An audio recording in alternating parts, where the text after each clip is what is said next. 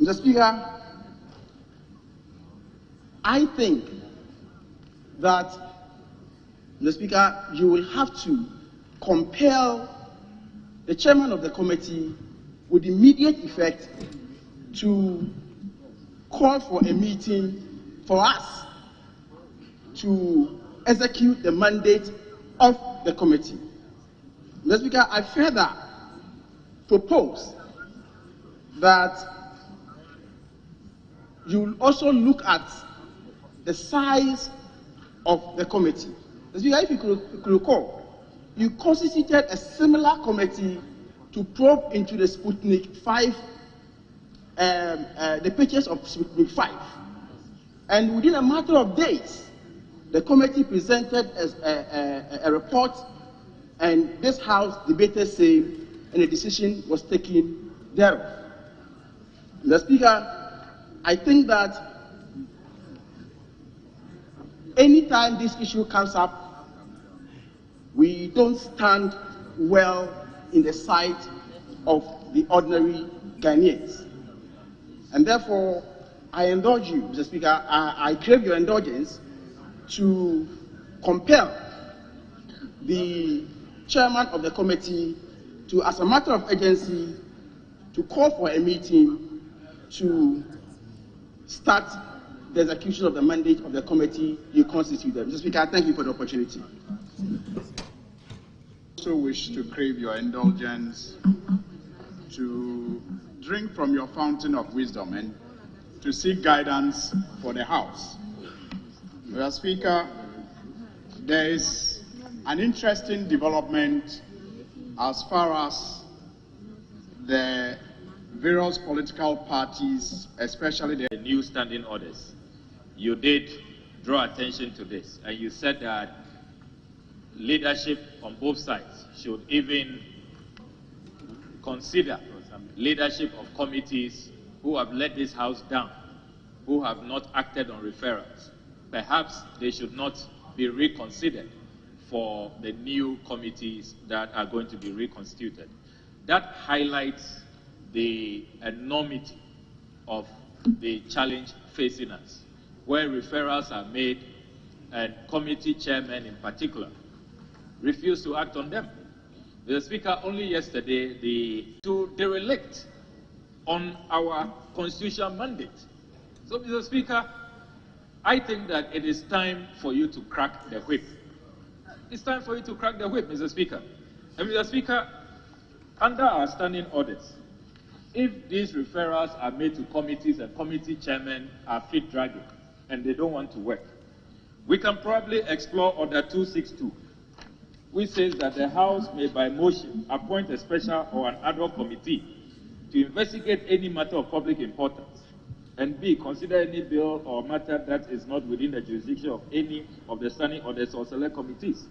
So, Mr. Speaker, referrals that have not been acted upon. Mr. Speaker, we are not covering ourselves in glory. It doesn't speak well of us. So, if the chair of the various committees who these referrals have been made to don't want to act, and we can't compel them to act, then perhaps we can explore Order 262. But, Mr. Speaker, this cannot continue. This matter of COVID-19, many of our constituents keep asking. Many of our constituents. There is already an Auditor General's report, which is very, very damning. You know, and there are so many outstanding matters. And if we look at the quantums of monies involved, I mean, this House has so many figures, depending on who is speaking, whether it's the Minister of Finance, whether it's the President speaking at the State of the Nation address, whether we receive 30 billion or we receive 40 billion or it's 50 billion, all of those matters have to be inquired into. You know, how much really came in, you know, by way of support from our international partners, how much did we, you know, access from funds domestically. Mr. Speaker, we cannot continue this way. And I really am on all fours with the Honorable Akando that it is time for action to be taken. We have filed so many motions that are pending. Mr. Speaker, I can go through a tall list. Frontiers, the airport testing during COVID, we filed a motion. Mr. Speaker, it's been more than a year since we filed that motion on the airport testing. Honorable Akando, and then we could move at least to the other issues. More importantly, the report of the Committee of Selection is now available, and I'm sure copies are. Never like that. He wasn't worried about he passed a decree. The rumor, but the mongering he didn't like at all. So be careful about the mongering if you don't do the rumor. Or you can do the rumor, but don't do the mongering. The law, Mr. Speaker, it will be private members' law, this will be official law, what is it? I don't know. The bill will be what? So this day is the day of private members. We'll incorporate it in our standing orders. This day and time, we're going to go for another standing orders, are we? Evidence-based debate. As we hear rumors, it becomes our duty to probe, to find out if there is any, yes, if there's any reason why there are those rumors. Mr. Speaker, and in probing, I realized that indeed a group of members Led by the First Deputy Speaker of all people. addressed the press on this subject. Mr. Speaker, as we speak, there are credible news reports that also suggest that there will be a meeting tonight with His Excellency the President on this matter, a crisis meeting to deal with it. So, Mr. Speaker, it is no longer just a rumor that can be ignored. It is important for the cohesion of the majority caucus and for the smooth work of Parliament, because we will need to have a leader on their side to lead government business. And so, Mr. Speaker, I think that it will be very important that we get clarity as to who a designated leader is, as the framers of our new standing orders imagined it to be, so that the various political parties out there are clear in their minds about how leaders will be chosen in this House moving forward. Mr. Speaker, that is all I seek to get guidance from you. And no other person is better suited to give the guidance than yourself, who has championed the passage of this landmark standing orders that have been spoken about for many years in the past, but have never really seen the light of day. And who... It does appear from the last 5 minutes that there's no serious business in the House, and so I would propose that we bring proceedings to a close. Of selection for the... Here to inform you and through you to the world that the publications that are going around is not true, it's false, that the caucus, the majority caucus, has not made any changes in its leadership. The majority caucus has not contemplated making any changes to its leadership, and that we tell the whole world, Ghana, to ignore any such publications. And I want to assure you that we have confidence in the leadership as they are, and the status quo shall remain. We are aware that upon the nomination of one of the deputy whips as a minister, a replacement will be made. That replacement will be made by the caucus when we have had the opportunity and the time to consider the appropriate replacement. This is all the information we want to share with you, and to, through you, tell the world that the leadership of the majority caucus has not changed. We have not contemplated any change, and we do have no intention to effect any changes in the leadership of the majority caucus. I thank you very much.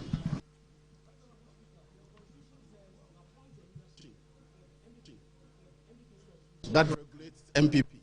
The Parliament of Ghana has adopted standing orders which places the selection and change or otherwise of leadership in the hands of the caucus and not anybody outside Parliament. The new standing order. Why do we not see the current leadership of the majority doing the press conference as it is now, but it's you? They are busy in the chamber. And it's about them. It is about them. The rest of us must stand up for them. They have led us effectively and efficiently, and the rest of us must stand up for them. And indeed, it doesn't need the leaders to say that we have not taken a decision. It is we, the members, the caucus. We have not taken any such decision. We are not contemplating any such decision. All right, so you have clearly delineated the issues and you've relied on the documents that matter. So the NPP constitution, the national constitution. Do you disregard your constitution and regard your standing orders? And at what point do you... As a journalist, you've done extremely well by putting this question now, because that is what is creating a whole lot of confusion in the system, right? The party in parliament is not independent of the mother party. I'm an MP speaking to you today. One is that Minerals Income Investment Fund, you own a Japan Royalties Company Limited. I want to find out if it's still in existence and whether or not it's working to achieve its objective, the reason why it was established. That's the part one of my question. And the part two is that you invested an amount of $32.9 million in Atlantic Lithium and its subsidiary, Barari DV. I want to find out whether this was a decision at your board level or at the ministerial level. Thank you. Thank you very much, Honorable Chair. In respect to Japan, which is a royalties company and fully owned by the Minerals Income Investment Fund, as honorable members are aware, this was put on hold. The main reason for Japan was to have the IPO done, both in England and Ghana. But for quite a number of factors or reasons, the president advised that this be put on hold. So Japan is on hold at the moment. We are not proceeding as of now. With regards to... a follow-up to that. Yes. Has the MIF made any investment or no expenses in relation to the setup of the Japan? Yes, Honorable Chair. Definitely, because this was an IPO, and as honorable members are aware, for every IPO, consultants, etc. come in. The establishment of an office in the United Kingdom and also in Ghana, etc., come into play. So there have been expenses. The whole idea was for MIF to be reimbursed after the IPO. But as the IPO is now suspended, until that suspension is lifted, we can't move on with Japan. How much have you spent so far in relation to Japan? I'll get the exact figure, but it should be circa, should be around 12 million. 12 million? Yes. Dollars? $12 million, right? $12 million. Okay. Yes. Which is hanging now? Yes, Honorable Chair. Okay.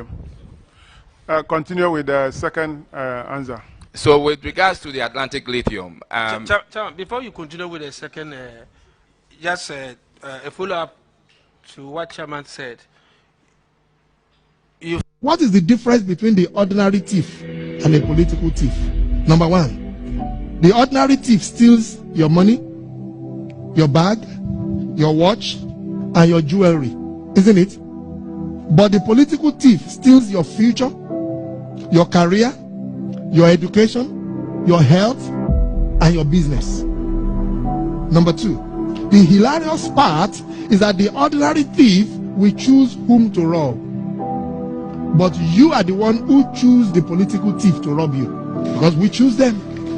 We vote them. We blindly say we are not blind. Who is deceiving who? The ridiculous part of the whole issue is that we will fight to defend and protect our belongings from the ordinary thief. Is it not? But we fight each other to defend and protect the political thief. Is that not what we do?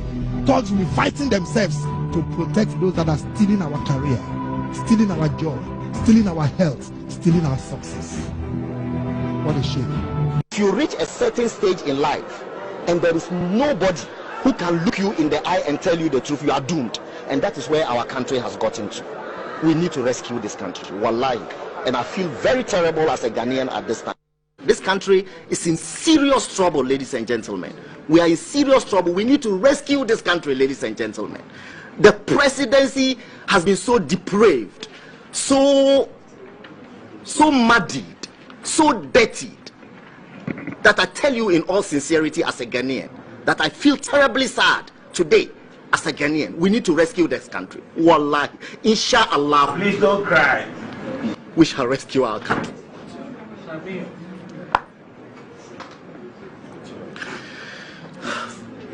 Government is broke, government is broke. But people are spending billions to go inside the government that is broke. Have you ever seen a minister who resigned because government is broke before? Government has no money. Have you ever seen a governor who said, ladies and gentlemen, when I was elected, I thought the government had money. Now I discover government has no money, I resign. Have you ever seen it? Government has no money, but they are bringing money out at election time. Where is that money coming from? So they are lying. What is happening is that there are two types of wicked people in government. Type 1, they eat current money. Any money they find in government, they will eat it. They are wicked about that one. There is type 2. Type 2, they eat current money and future money. They will say, my term will end next year. When I leave, how will I eat money? Let me borrow money now and borrow money of the future and eat it now.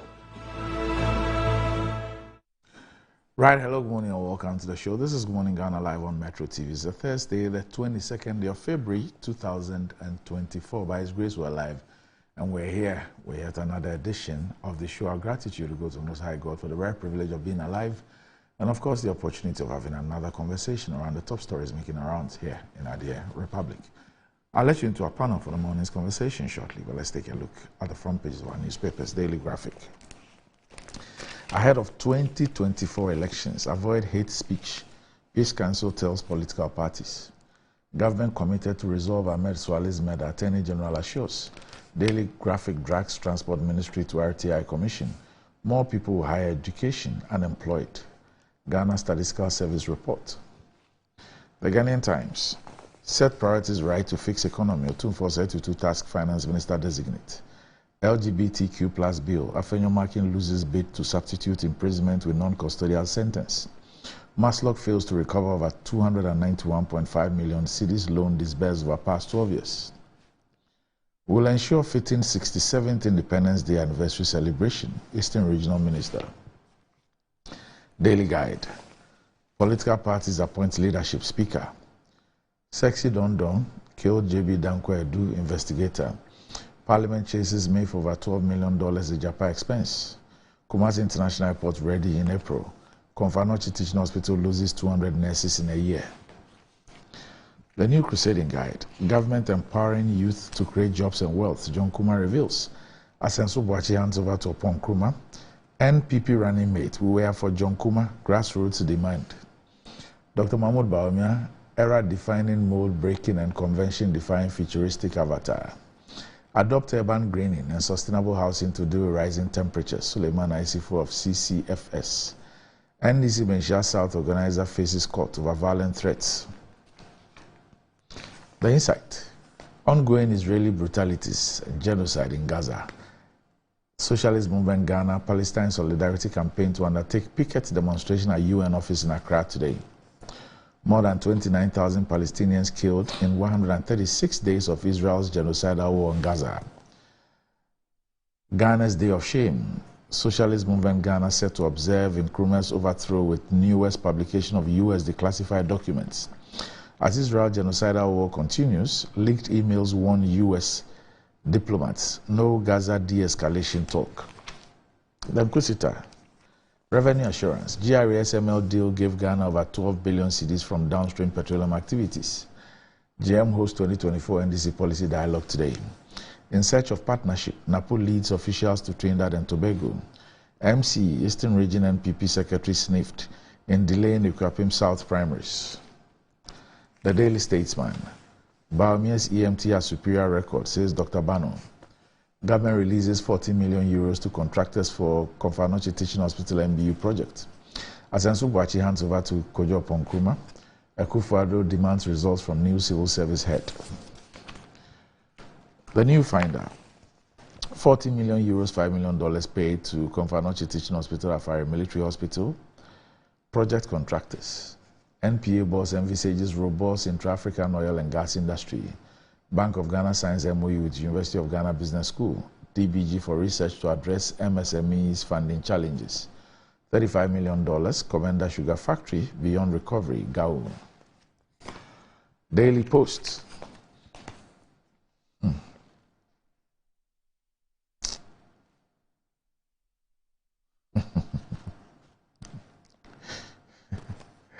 Chairman Sabonso steps down as majority leader, Fenyo Maki in the saddle. Minority backs DCOP Wabu's comment, says it's factual. Ghana's unemployment rate hits 14.7%. And to this one. If rent is expensive in Ghana, try Canada. How are Kumsin to Ghanaians?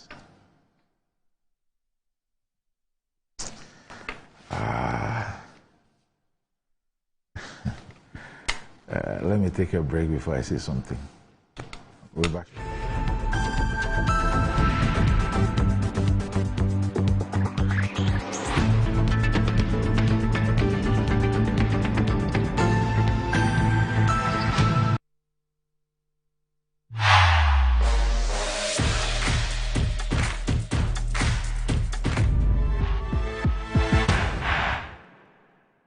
MTN.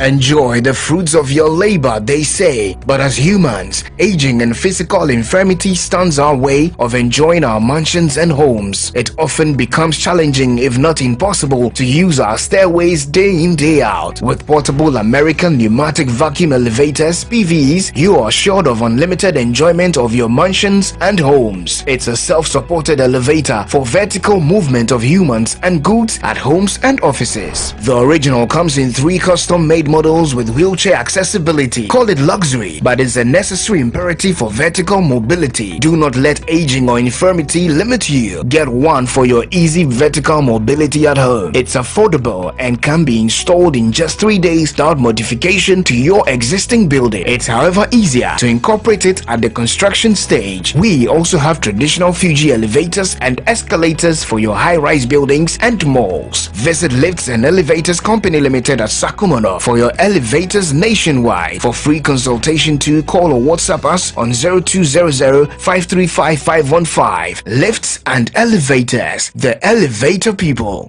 For over 20 years of serving the world with herbal and alternative medicine, we've been successful in treating complicated medical conditions with a perfect combination of herbal and alternative methods of treatment like homeopathy, naturopathy, reflexology, and many more. We deliver excellent and effective service to people from all walks of life through scientific and traditional means. We have a well-equipped laboratory with advanced diagnostic and treatment devices to help detect your illness, so we know the right medication to be given. At Amen Scientific Herbal and Alternative Medical Hospital, we are proud manufacturers of our own herbal medication. Our zeal and passion to save lives with our patients at heart and outstanding achievements since 1996 has won us several awards. That is why we say, go herbal, go Amen. We are located everywhere in all the regions. Amen Scientific Herbal and Alternative Medical Hospital. Allahu Shafi, God is the He. Hey, what's up? How far with your internship? To be honest, I'm so nervous about starting this new role on Monday. Oh, please. I know you'll be great at it. You should be worried about what benefits they have. Example, do they have health insurance? I doubt they will have that for internet.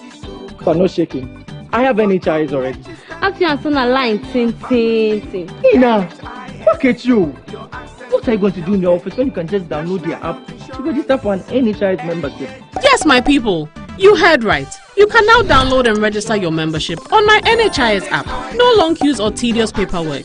All you need is your Ghana card to register for yourself and for others. Once you register, you get a new digital NHIS card on your phone. My NHIS app gives you access to credentialed health facilities and services across the country. NHIS covers over 95% of disease conditions in Ghana. Access to healthcare just got easier. Now let me sign up quickly. Please, Seth, I'm starting work next month. We are back, bringing you the latest lineup from Betway. Betway starts strong with their front two, with Free Play Friday and Swipe Bet. In the middle, you've got all the control with Cash Out and Build a Bet. Plus, with Win Boost, you can boost your sports bet. At the back, they have Smart Picks and the Partial Daily Jackpot.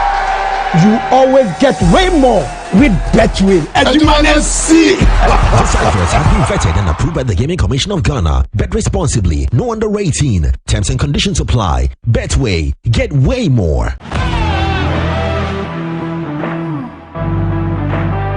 The biggest car center in Ghana, offering unparalleled round-the-clock service in autos and accessories.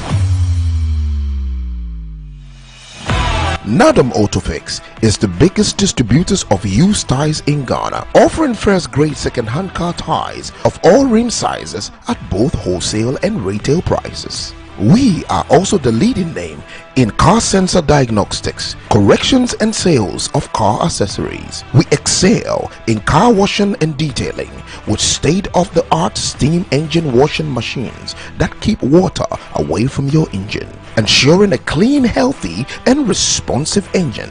Nadam Autofix, the first name in servicing, car accessories and car washing. Visit us today and experience the world of class difference. Find us today at Asoridaho, directly opposite Dansoman KFC and the Shell filling station. For more details, you can call us on 0503 244 266 or 0535 339823. Nado Motofix. Wukwain Sunyonko Papa.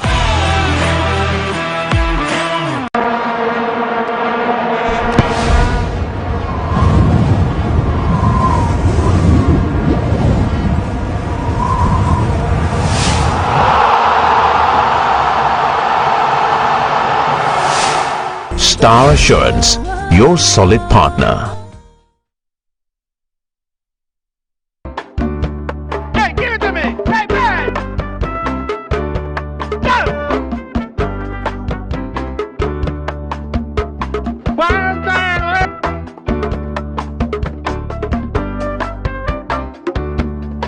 Stop! Ah, enough you guys, oh! Continue!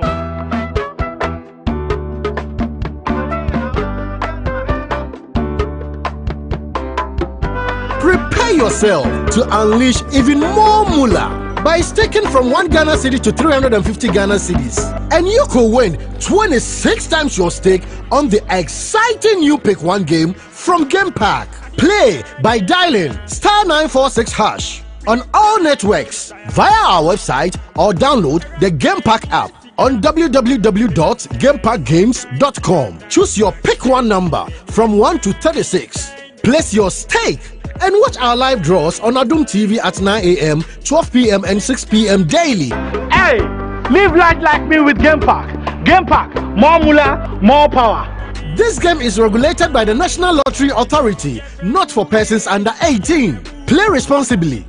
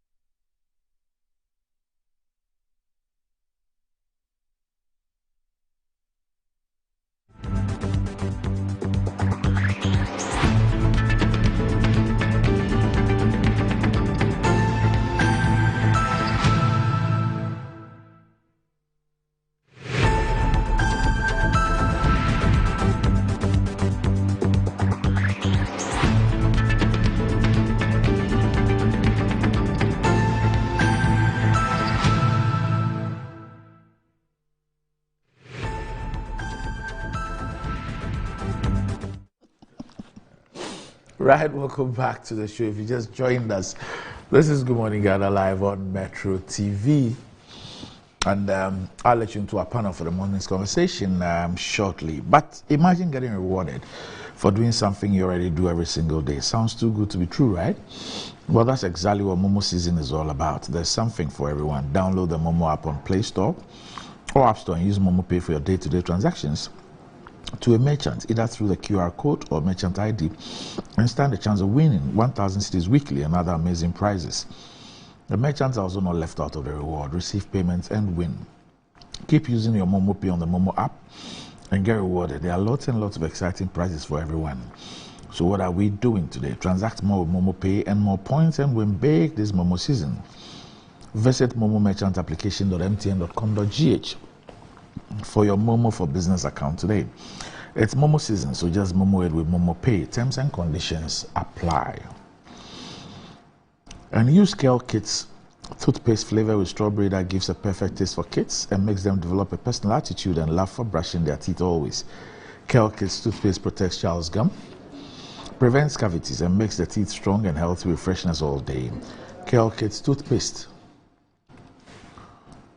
is recommended for children between the ages of 2 and 6. Is a product from Samara Company Limited, producers of Sasso, and is approved by the Food and Drugs Authority. Kale Kids, happy smile. And the pains of climbing the stairs when you're not exercising can be challenging for all ages.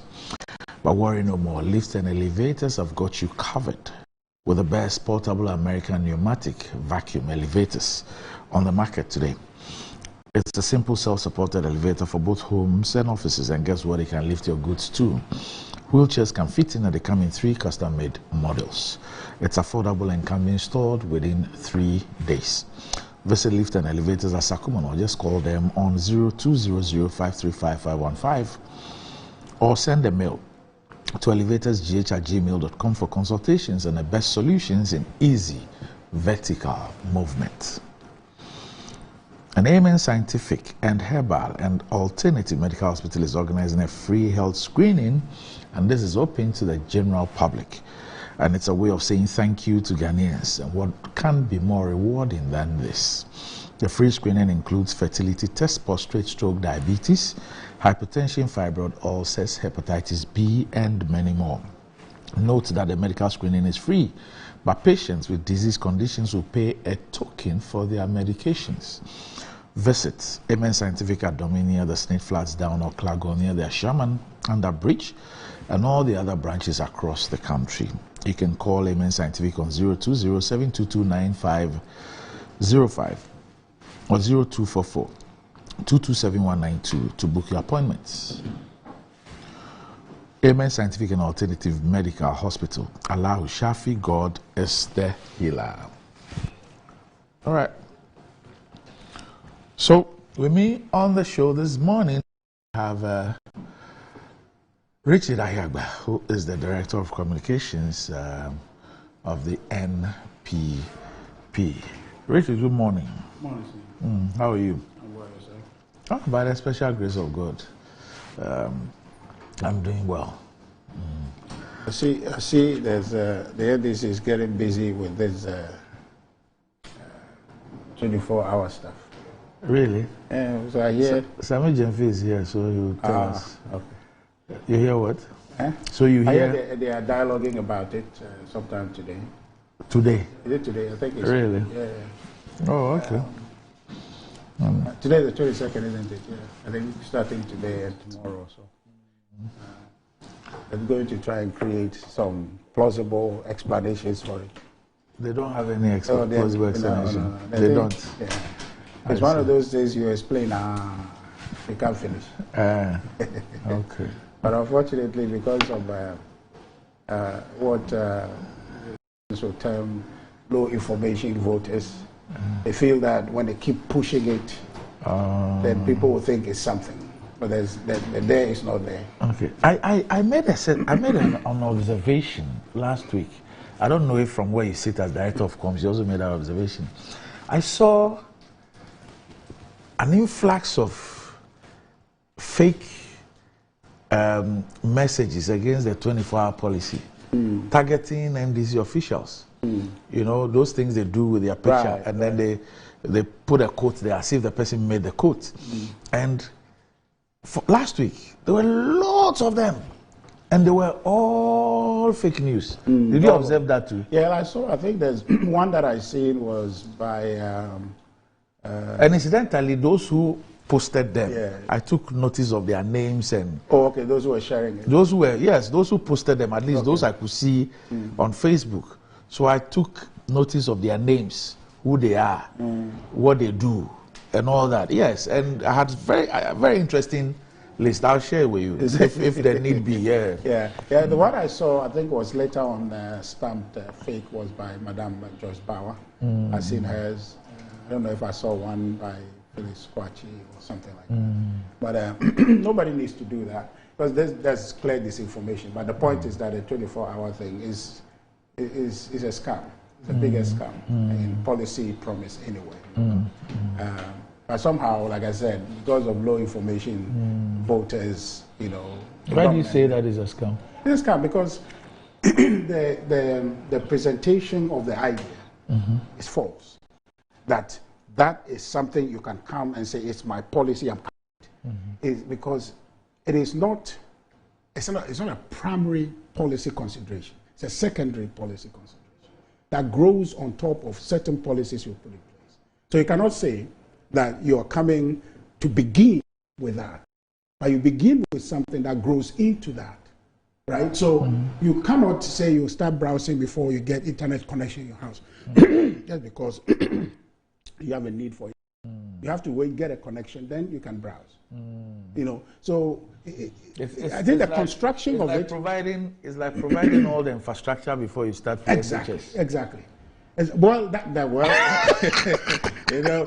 that is totally out of the woods, and it's nothing to do with that.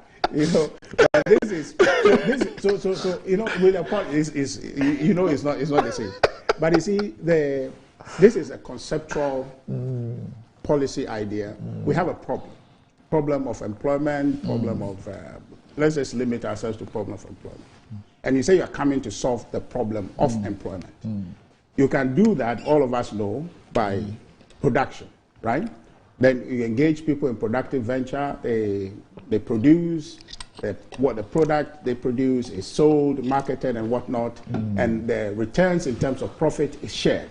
So it becomes my salary, becomes a company's profit to reinvest and grow. So that's how it works. Now, if you are going to be able to ensure that production increases, then first of all, you must have the economy that supports that. Primarily, you must have the demand that drives for the production to increase. If you have not shown us how you are going to drive that demand, or whether that demand, the market is there, these people just haven't seen it. You haven't shown us the market. You're just saying that when you come, you run 3 shifts. 3 shifts to do what? To sell, produce what, and to sell to whom? Where is the market? So that's why, if maybe they are going to, and I'm sure in that deliberation, I'd like to be a fly on the wall to see how they are going to reconstruct it. To say that we are going to. So, also with me on the show this morning is the legal practitioner who's the National Communications Officer of the NDC, Sammy Gyamfi. Gauntlet thrown. Well, Doc, a very good morning to our cherished viewers and my mischievous brother, Richard Ahiagba of the MPP. As he indicated, the party will be hosting or holding a policy dialogue from today to tomorrow at the Peduasi Valley Resort. And this is a policy dialogue which is being put together by the party's think tank called LAB, the NDC Social Democracy Lab, which was tasked by the party to review our 2020 People's Manifesto and look at the exigencies of today to formulate policies for consideration for the NDC's 2024 manifesto. So, contrary to the falsehood which was peddled by Richard, today's engagement and tomorrow's engagement, which will be closed by His Excellency, the flag bearer and leader of the party, His Excellency John Dramani Mahama, is not a conversation on the 24-hour economy and what to say on the 24-hour economy. It is a comprehensive conversation about our 2024 manifesto. So we're going to have different presentations on all the thematic areas from human development, health, education, and all that. That is the exercise we'll be engaging in. Yesterday, I saw some people raise the concern that they have not seen the NDC announce a manifesto committee, and they were worried about that. I said, look, here, you don't have to worry. We've learned a lot from experience, and we're doing a lot on the quiet without necessarily announcing them to the public. This group, the NDC Social Democracy Lab, has been working for more than a year now on our policy blueprint, our manifesto for the 2024 election. We're having this review engagement, this dialogue engagement, because the policy is almost ready, and we just need to fine-tune it with policies for votes.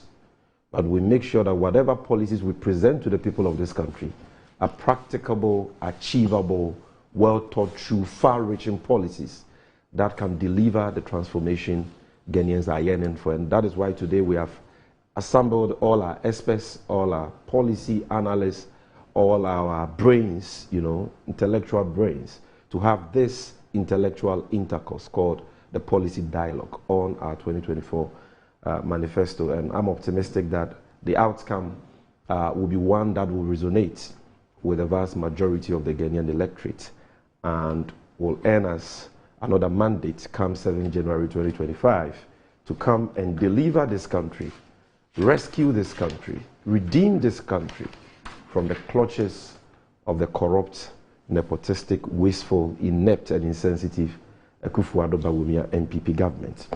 Now, it's very interesting listening to Richard on the 24-hour economy. You see, Richard, and that is why this policy, this strategy put out by His Excellency John Dramani Mahama and the NDC is resonating with the good people of this country. The polls are clear that it is the most popular idea today in Ghana that Ghanaians are interested in and want to understand.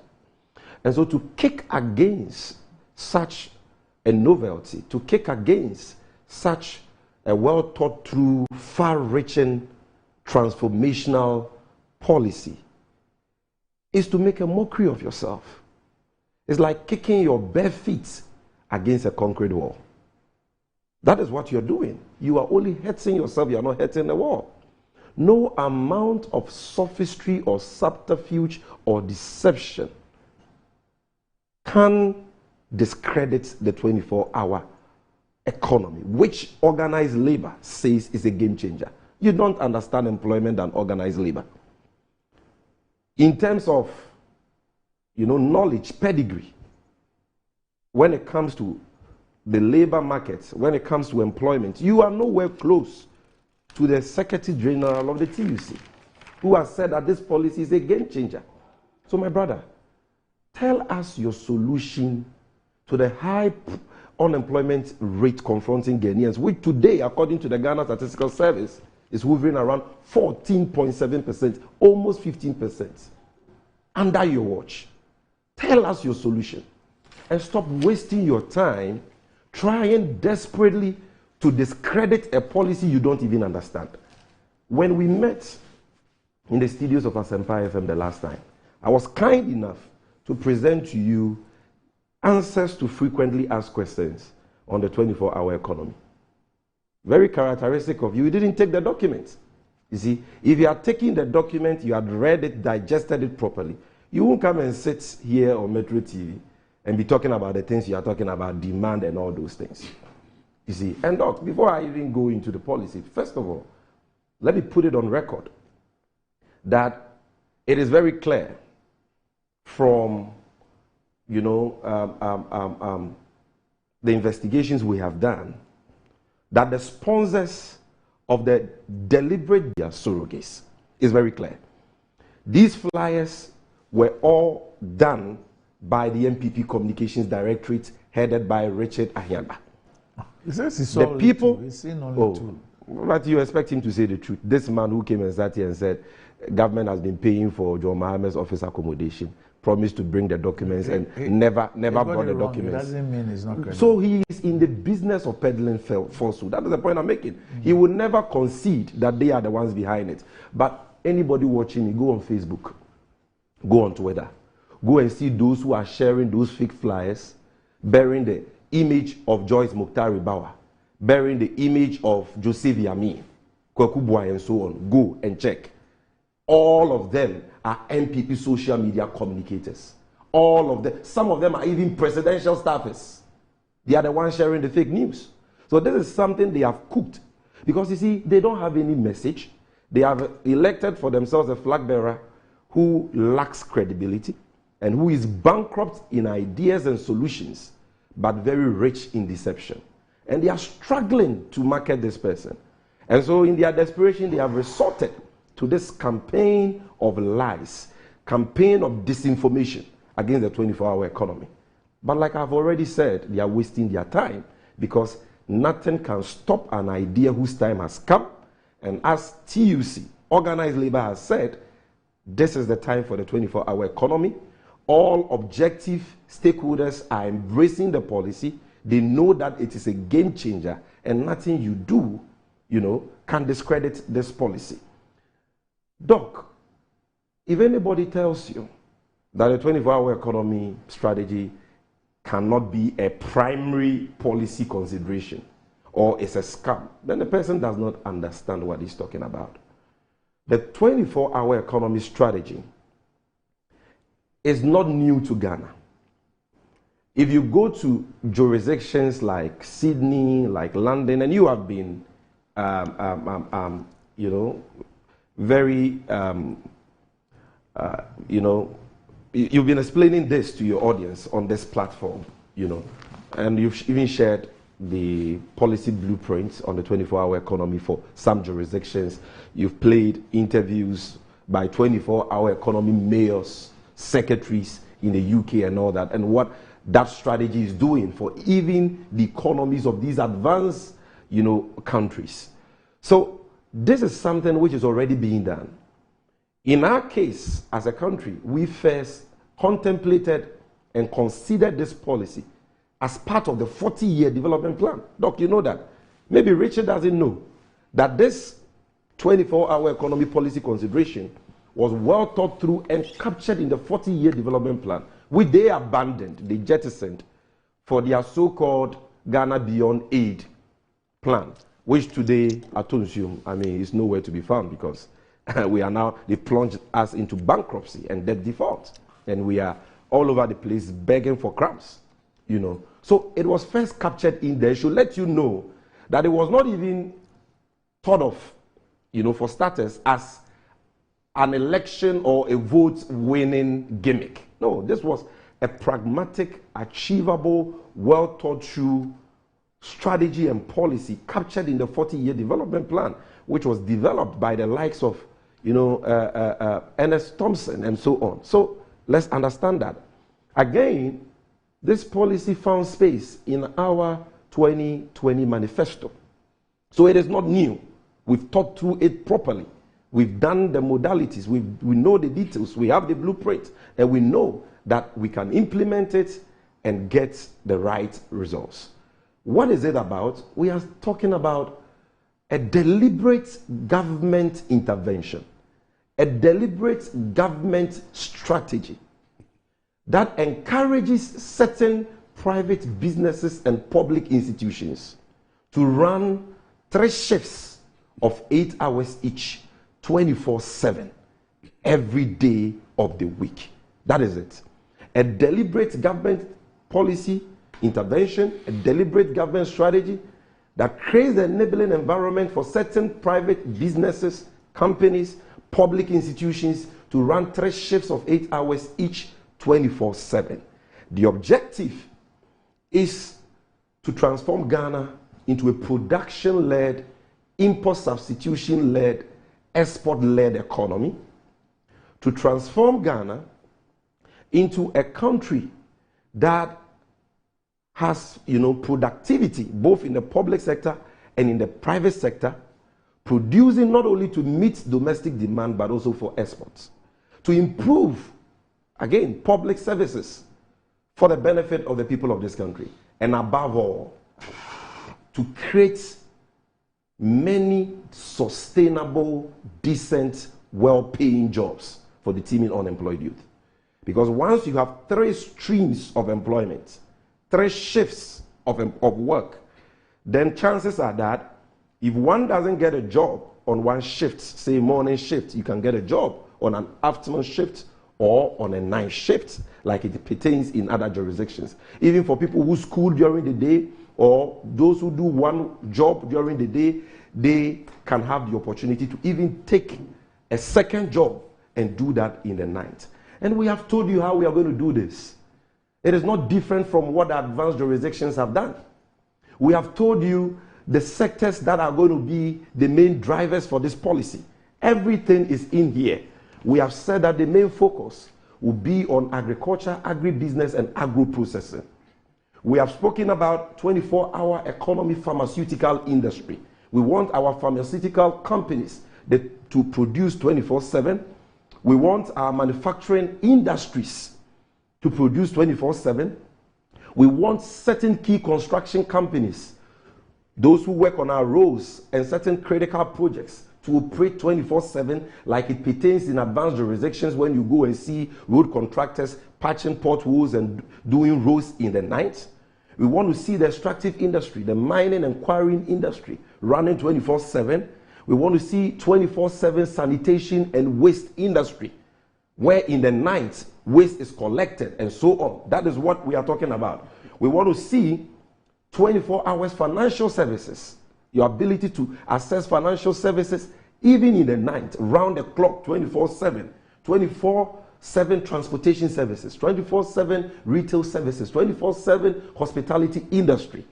We've spoken about all these things. We've spoken about the 24/7 DVLA, a 24/7 passport office, and 24/7 ports, and so on. And we are saying this is possible. Because for the private companies, what they need, number one, is the demand, which already exists.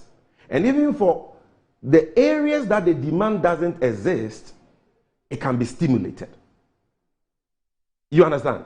Because we are a country that imports more than 90% of the things we consume in this country. Food imports alone last year cost us, as a nation, over $2.4 billion. So the demand for food, which is largely imported into this country, exists. The demand for rice exists. The demand for even building materials like steel, like ceramic tiles, like paints. The demands for the basic things we use, soap, all of them exist. But instead of producing and eating what we produce, adding value to what we produce, not only for domestic consumption, but also for exports, to help stabilize our currency and create jobs and so on, we are unable to do so. We have largely remained an import-dependent country for a long time. Why? Because the businesses and these companies are operating 8-hour shifts. And how much can you produce on an 8-hour shifts? Only a few of these companies are running 24/7. And even these few companies like Coca-Cola running 24/7 are having to compete with cheaper imported Coca-Cola products. So they are not competitive. Why are they not competitive? Because the cost of doing business for them in Ghana is too high. The tax payments are too excessive. The cost of electricity, which is one main component of their overhead costs, too expensive. And there is no strategic financing for them. So John Mahama and the NDC says, under the 24-hour economy, we are going to give these businesses who are already running 24/7 and the majority of businesses and companies who are now running only one shift, we are going to give all these other companies what is called the time of use tariffs for electricity, so that they will have special meters calibrated to charge cheaper tariffs during the night, that is during off-peak hours, to encourage their night operations. By doing so, we'll be reducing their cost of production because we'll be bringing their electricity tariffs, which is one main overhead cost, down for them. Number two, we are giving them significant tax incentives to reduce their cost of production so that they can be competitive. And this is something which is doable based on the peculiar needs of these industries. We are going to look at the tax burden on them. All these useless taxes like COVID levy, growth and sustainable levy, all these taxes that this insensitive, cruel Akufo-Addo Bawumia government have hit on these businesses. We are going to review them, make sure that they are able to operate within a congenial atmosphere and be competitive. Apart from the cheaper electricity tariffs, apart from the significant tax incentives, we are also providing strategic financing. President Mahama has spoken about that, to support especially the agro-processing factories who produce not only for the domestic market, but for exports. Here we are talking about the cashew processing companies that will be setting up. We are talking about the cocoa processing companies that will be setting up, the tomato processing factories that will be setting up. And we are going to do so using the Exim Bank, the Ghana Export and Import Bank, which John Mahama established and be handed over to these clueless, NPP people, who today have bastardized the whole arrangement. According to Kennedy Japan, they've given $10 million of Exim Bank money to Chama Wuntumi for what we don't even know. According to their own Kennedy Japan. It is the same fund they gave to Shatawale, Stonebwoy and co. I don't blame the musicians because it is not their fault. It is the government of the day that gave it to them. We are going to channel these resources into these strategic investments with special focus on manufacturing and agro-processing to make sure that these businesses will not only operate 8 hours, but operate 24 hours in 3 shifts of 8 hours each. So that as they do that, they employ more people. What is so difficult about this that you cannot understand? What is so difficult about this that you cannot understand? And then they talk about demand. I have told you the demand is there. The reason why the things we produce are not able to be absorbed by the existing local demand is because they are too expensive. They are not competitive. They are not able to compete with the cheaper imports. So if you reduce the cost of production, and they are able to produce at competitive prices, number one, the existing local demand will absorb those products. Number two is that President Mahama has said that demand can be stimulated. How are we going to stimulate demand? To promote this 24-hour economy we are talking about. We know that government, is the biggest spender in the economy. Government has the biggest procurement power in the economy. Check all the government institutions and check their goods and services budgets. And check what they spend taxpayers' money on. From stationery to uniforms to the food we give our children in basic schools, in secondary schools. All the things, the government buildings, the cement we use for, the steel we use for that, the roofing sheets, the tiles, all these building materials. Government is the biggest spender. And therefore, if government decides that the government will promote only made in Ghana goods where they exist. For example, we have tile manufacturing companies in Ghana. We have paint manufacturing companies in Ghana. If the government takes a deliberate policy to patronize, to use its spending power to patronize only these products, demand for these locally manufactured products will boom. And therefore, these companies, some of which are operating 8 hours, will operate 24 hours to meet that demand. And so we have told you about the already existing demand, which these companies, which will sign on to the 24-hour economy, will be absorbed by, will take advantage of. We have also spoken to you about the demand we are going to stimulate and create with the spending power of government. We have told you about the security arrangements we'll put in place, which is going to be a hybrid of the public security system we have and the private security architecture we have, to make sure that people can go to work even in the night without fearing for their lives. So, if there are tax incentives, if there is cheaper power, if there is security, if there is strategic investments for these businesses, and government has taken a deliberate policy to stimulate demand by patronizing these locally manufactured products in Ghana, the 24-hour economy will boom and there will be jobs for the unemployed youth of this country. And they said, oh, that thing already exists. Then I asked them, currently, does Ghana has a 24-hour economy strategy? The answer is no. UK has, Doc, Ally. Yeah, Sydney has. City of London, yeah. New York has. New York didn't say that, oh, people are already doing 24/7, so we don't need a 24-hour economy strategy. That is how, you see the paucity of ideas. That is how, I don't want to use certain words, but that is how, what that logic is. That because one or two businesses are already doing 24/7, then you don't need a strategy to deliberately encourage more to do that. And then I'm not doing even for the few who are already operating 24/7, talk to them. They are struggling. They are laying off workers today because they are not getting any support from government. What they are doing is a chance event. Ours is not going to be a chance event. It will be supported by deliberate government deliberate government intervention, policy, strategy to support them. So if Coca-Cola is already doing 24/7 and they are going to get all these incentives, strategic financing, cheaper power and so on, they will be doing more, producing more and employing more. In fact, the fact that some few companies are already doing 24/7 is proof positive.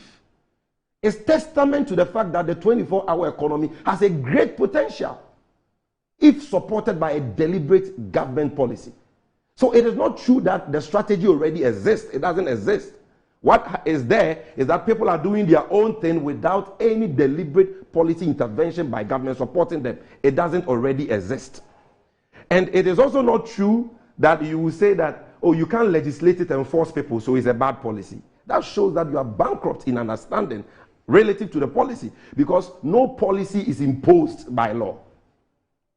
But obianiwa uchi for wasempa kodo, like Dakan says, nobody dislikes a good thing.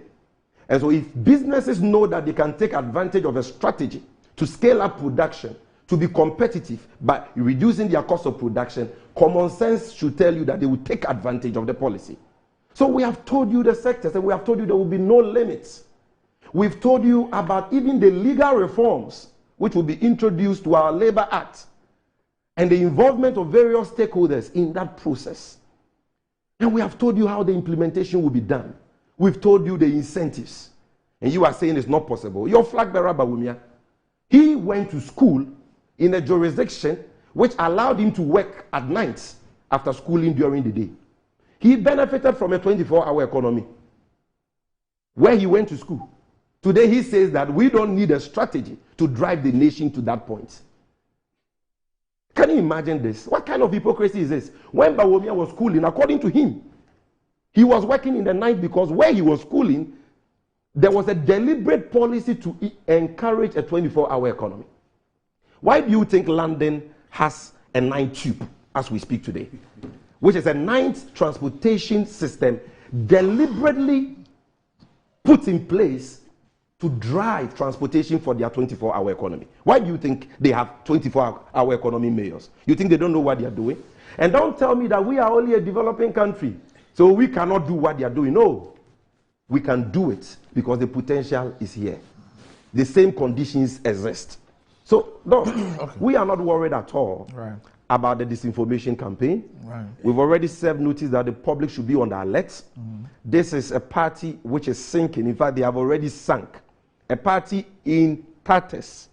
Their majority leader has resigned. Members of parliament are turning down appointments from the government because they know the government is heading into opposition. The center cannot hold in the NPP. Even their communications director has been completely ostracized and neglected from their campaign team. Are you referring to the same person? Richard Ahiaba sitting by me. You see, and they brought some small boys to come and take over his job as a total disrespect to my senior brother, who today sitting here very peeved. So this is a party in turmoil, a party in disarray. They don't have a message. You ask them, unemployment rate has increased from 8.4% as of 2016, according to the Ghana Statistical Service, to 14.7% as of third quarter of last year. Fresh report. What is your solution? You read Bawomia's 73-page speech. What is that one solution which Bawumia has for the problem of unemployment? And they don't have none. All you do, all you know how to enrich it. Look, crime has no expiry date. Tell those your communicators. I am putting it on record here. We have the screenshots. Those sharing those fake news. A day will come. They should go and read our cyber laws. Dissemination of fake news is a crime. And even I know that Joyce Mukhtar Ribawa has filed countless complaints to the Ghana Police Service relative to the deliberate disinformation campaign against the flag bearer. Sometimes even using our letterheads for fake news. But the police, the Dampare-led police, is refusing to act. We are telling you, crime has no expiry date. And a day will come, all these your communicators, who you are sponsoring to share this fake news, they will answer for their crimes. I rest my case, though. The peeve, Richard Ahiagba. Two comments on that. So Makojo Buafu says that, my dear brother, 24-hour economy in its simplest sense. A 24-hour economy maximizes the use of economic resources to produce goods and services day and night, each day, week, month, and year. Some have referred to it as running a shift system in private and government organizations where workers alternate between working day and night. A 24-hour economy opens up new sectors and activities for taxation. The government, after the takeover of a 24-hour economy, must then broaden the tax base to include emerging sectors such as digital services, nighttime commerce, and informal sectors that thrive in a round-the-clock economy. So this is Mark Boafo, who is in the States. And then this is from Henry Tete. Okay.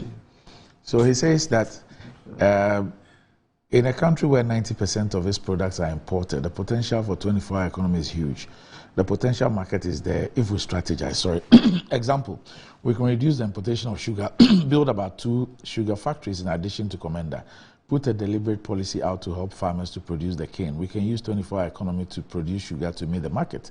The demand for sugar is higher. The demand is perfectly inelastic. This is just one product. Okay. Yeah. So they have just made the point. And Sami, I told you that this whole 24-hour economy is a scam. You explain, bring Woon to me, bring Dampare, bring everybody. It's a potluck of issues. You cannot simply begin where you are supposed to end. You must begin to get to the end finish line. You have not begun. Everything Sami talked about, the balance of it was about fiscal policy, right? If you are talking about incentivizing production, what is that? It's fiscal policy. If you are talking about incentivizing production, you are talking about giving people tax breaks and government using its purchasing power to drive demand. It's fiscal policy. Now the question is that where is the money going to come from to do that? If you are cutting taxes, okay, how does that affect your revenue? Already we're talking about tax ratio to the GDP as being very low. So if you are saying that, then we need to have a conversation about what tax policy you are considering. And even so far, I've been reading, I think I read the 60-point policy ideas that the former president has issued. There is nothing there that talks specifically about what tax policy. Okay? So if you are going to do 24-hour economy, that's not where you begin. That's the end point. Now let's have a conversation about your fiscal policy that will get you there. Tammy is talking freely now about, government is the biggest spender, will use its purchasing power. Are they not the same NDC who is talking about cut expenditure? Which expenditure are you going to cut and then have the same expenditure to be able to drive that government purchasing capacity to drive demand? It's simply not there. So because they don't want to have this hard conversation about what is the fiscal policy, because all of these things, the 24-hour economy you're talking about, is a product of your fiscal policy. So where is your fiscal policy measures that you put in place so we can vet that and say that it will get you there? The last time you were in government, Sami, your government was taxing all over the place. All over the place. You are about today making argument that, oh, MPP is taxing. The reason we're taxing now is based on the circumstances we're in. But you were just taxing from head to toe 24/7. And when we came, we repealed about 15 of the taxes that you put on the books and reduced about 4 of them, altogether 21. So the conversation is not about 24-hour economy. The conversation is about your fiscal policy. Dr. Bawumia, in his statement, gave you a fiscal policy proposal that points you to a place. That tells you that when we come in, what we are going to do to ensure, one, that tax payment is broaden the tax base, is to get to the level we flatline the tax rate for everybody at a certain percentage that will cut across board. So therefore, business can plan. It's predictable for them to plan their production and their import if they have to do that. So that is a tax proposal that, for me, gets you to a point where you can drive production. So if you want to incentivize production, show me your tax policy that will get you there. You're not talking about that. To talk about 24-hour economy before talking about how you are going to get there is to say, oh, you trust me, I'll do it. You can't do it. Why? Because we know your record, Sammy. We know your record in this country. So you have not been good managers of the economy. And so this whole end game about 24-hour economy is a scam. It's deceit, complete deceit. The last text you read talked about what? We can build a sugar manufacturing plant. You have to get there to build it first before you can make it a 24-hour economy. You have to do that. So the conversation about 24-hour economy is about policy. What policy will lead you to creating the demand that you now to create a 24-hour economy around? You talked about, asked me the question about why is it that London has a night tube? They have a night tube because people are demanding the tube in the night. You understand? You won't run your tube when people don't want to go anywhere. But because there is a certain environment that allows for economic activity to carry on in the night, that people are able to move at that time. So you get from a point A to point B. See, there's a reason why God made it so that you don't give birth to a human baby and the baby just starts walking today.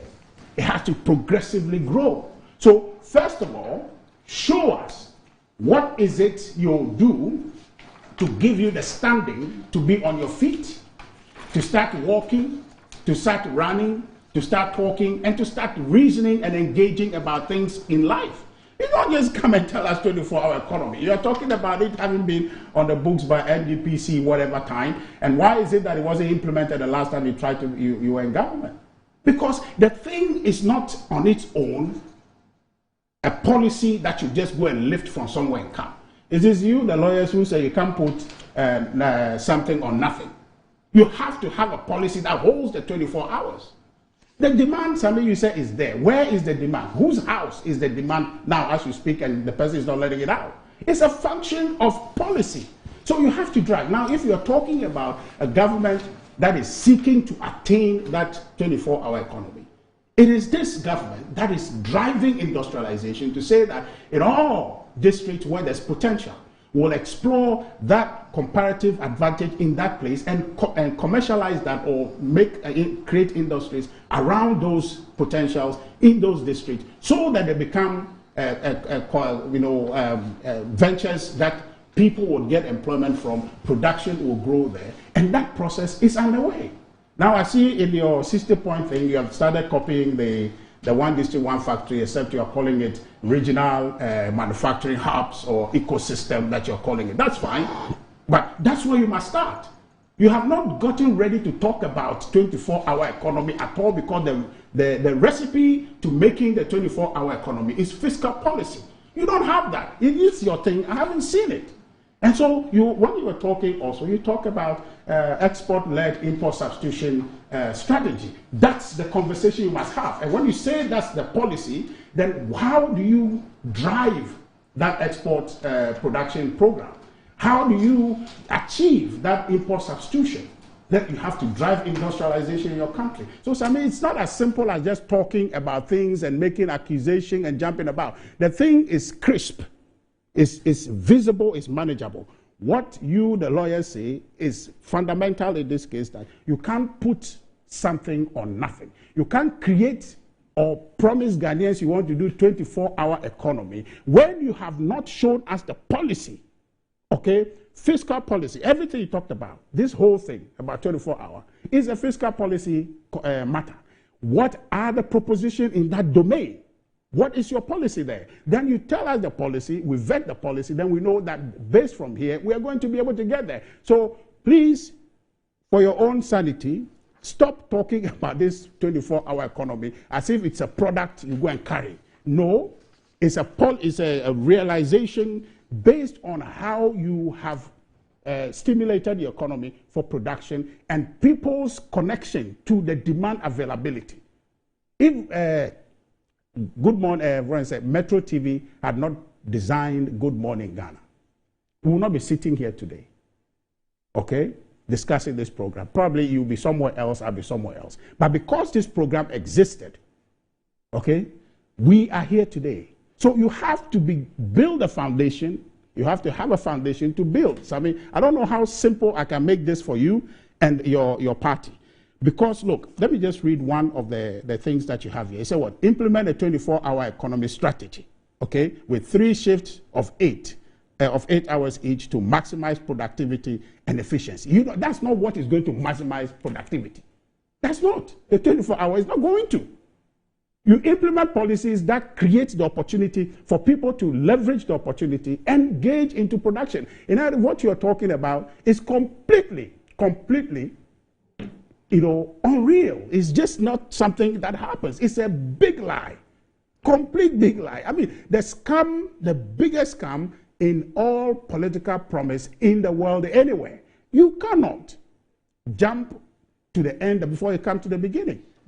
That for me is just not practical. Are you saying that there cannot be a 24-hour policy? We cannot have a policy which is about a 24-hour economy. Is that your proposition? Is that what you're saying? Okay, I can answer your question, but I want to ask you, 24-hour economy to do what?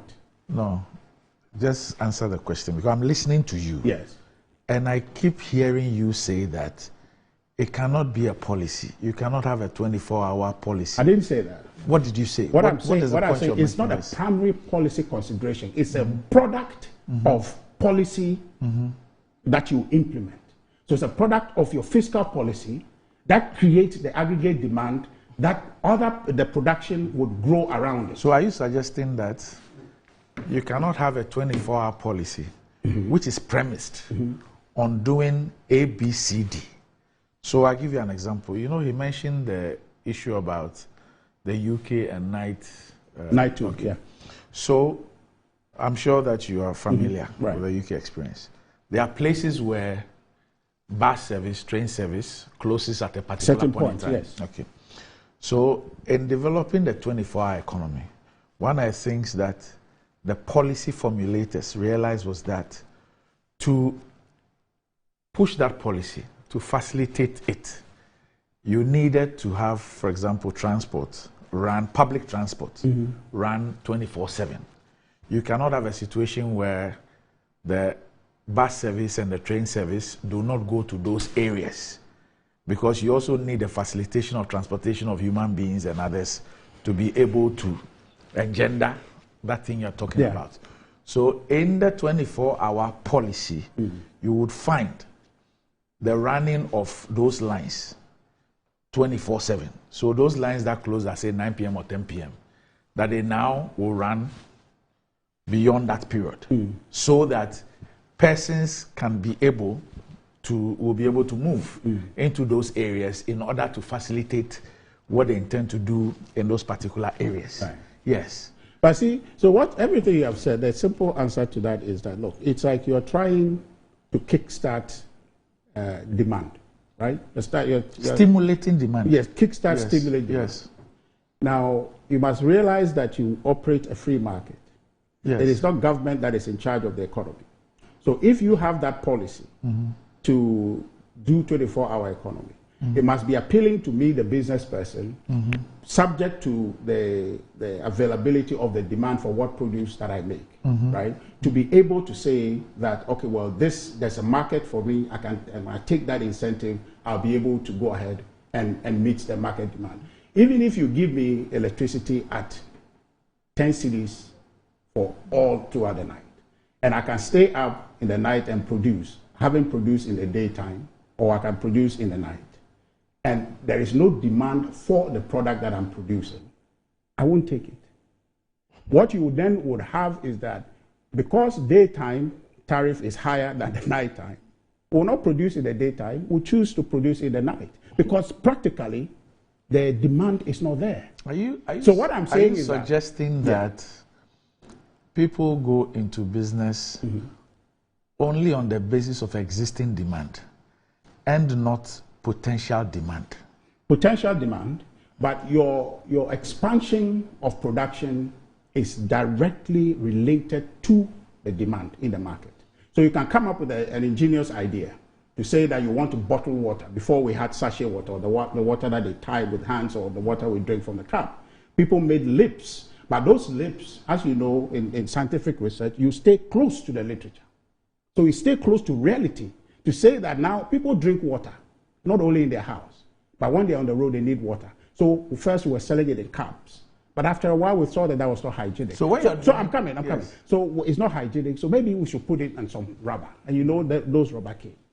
And then people were thinking about it. Still people are drinking water. Maybe that water that we put in the bag, people just fetch it in their bucket and just pour it, and they're dead. You can see it. Those days you can see the particles in the water. So people say, well, why don't we filter it and make sachet water? That became the big idea. So it's a progressive growth in transforming. But when you say you are going to do that, without showing us how you are leaping, and your leap is quantum, such that it departs from the progressive development that is real, that you're saying that, okay, when imagine that 2025 January 1st, some party wins government, and then boom, 24-hour comes. You can't lie into a baby like that. How is that going to happen? They just call the producers, manufacturer, and say, everybody, now start producing 8 hours, employ people 8 hours, 3 shifts a day. How do you begin to have a conversation like that? It's just not realistic. It's not realistic. The idea is that the 24-hour economies that they are talking about all over the place, it is a product of your economic activity in the country. So first of all, you grow the economy to the point where demand exists even for that. So people say, but I see that, look, somebody was telling me the last time, there's a place in Osu where you can get watching even late in the night at 2 a.m. Why? Because people who go clubbing would go there for watching. So it's a known place based on the story he told me. That's a known place. So at 2 o'clock when people close from, they will go there and eat watches. So that watches seller keeps up because people from clubs would come and eat watching. I'm not sure if she does it Monday to Friday, but on the weekends where people would come, she would do it. It's because you know there is demand, you will do it. There are about 1,001 watches sellers, but they won't do it. If you go to Nima, for example, during the fasting space, cocoa is available. Like from 6 o'clock in the evening, you go there, you have plenty of cocoa everywhere. All cocoa sellers are engaged at that time. But now, if you go to Nima in the evening, if you want cocoa, you get 1 or 2 places, but not as widespread as it is when the people are fasting. So these things are rational decisions that you're making. There's no problem if you want to create and drive economic activity and say that we want to do more in the 24 hours that we have. But first, you must begin from the 8 hours or the 12 hours before you. And in proposing that, you show us what you are doing, right? See that in your house, if you want to do expansion in your house right now, it is because you need additional space to do something that you don't have now. So you do expansion to be able to accommodate that. But if you don't have a need for additional space, right, to do anything, you don't just go expanding your house because I want to just suggesting I mean, so you it's, don't have need to create additional space for employment. Is that what you're saying? No, I'm making a specific analysis to you to say yes. So if you have a need to expand or to do something, then you expand your house. But to you're do a country that has a problem with unemployment. Yes. A serious problem with unemployment. That's not in doubt. Okay. That is not in doubt. And so I take the cities of, say, London and Sydney. Mm-hmm. If you want things at night, mm-hmm. there are many places where you can find things at night. Yeah. And there are places where you can't find things at night. Right. And this situation has existed for about 5 decades. Yes. Why do you think that they will, at a point in time, sit down and say that we need to have a deliberate policy that will create a 24-hour economy? We would need to stimulate demand. We would need to create situations where we would have a demand for goods and services, which will stimulate the economy, provide jobs, create better incomes and whatever for businesses and persons and all that. Why will these economies, despite the fact that for years, there are places where if you want taxi 24/7, you get. Mm-hmm. You want train service 24/7, you get. You want bus service 24/7, you get. There are other places too where train service will end at a point in time. Bus service will end up. The point I'm making is that it is not everywhere that you find a 24-hour service. Mm. There are places where you can get food 24/7. There are places you cannot get food 24/7. There are services that you can get 24/7. There are some services that you cannot get 24/7. Why will these developed economies, after all these years, sit down and realize that no, we need to stimulate growth. We need to stimulate demand. Mm. We need to create more employment. Mm. We need to do something extra than what we are doing. Mm. We need to develop a 24-hour economy. Let's find out how our economy in its totality can run 24/7 and not just leave it to a natural growth process. And let's say that, if businessman A thinks that there is some demand, he will by himself create a 24/7. But we, as a government, must have a deliberate policy to actually influence this, to stimulate this. Right. Why would they do that? Yeah, so you see... before you even answer, have you taken time to read either the Sydney or the London 24/7 economy documents? Yes. You have? Yes. Okay. Please. The Sydney one particularly is mostly about nightlife economy. Yes. That's really what it is. Yes. So, and then everything they are talking about is not indeed that realm. Their focus is mostly on nightlife. But the nightlife to complement the already existing days. Exactly. So it then gives you a 24-hour cycle. Exactly. But then the fundamental thing, you must have a day economy. That day economy is what we're talking about. That you show us how you're going to. Don't we have a day economy? I'm saying that they're saying their supposition is that we don't have a good enough day economy now. That's their supposition. That when they come, they're going to do 24-hour economy to drive employment, because that's their proposition. That the economy that exists. I thought a 24-hour economy, unless I'm living in another country. No, you're living here. I thought that the 24-hour economy was something extra to what we have. Yes. Is it not so? Yes. So it is on the basis that there is something. Yes. But we need extra. Yes. We have something, but what we have is maybe operating 8 or 12 hours.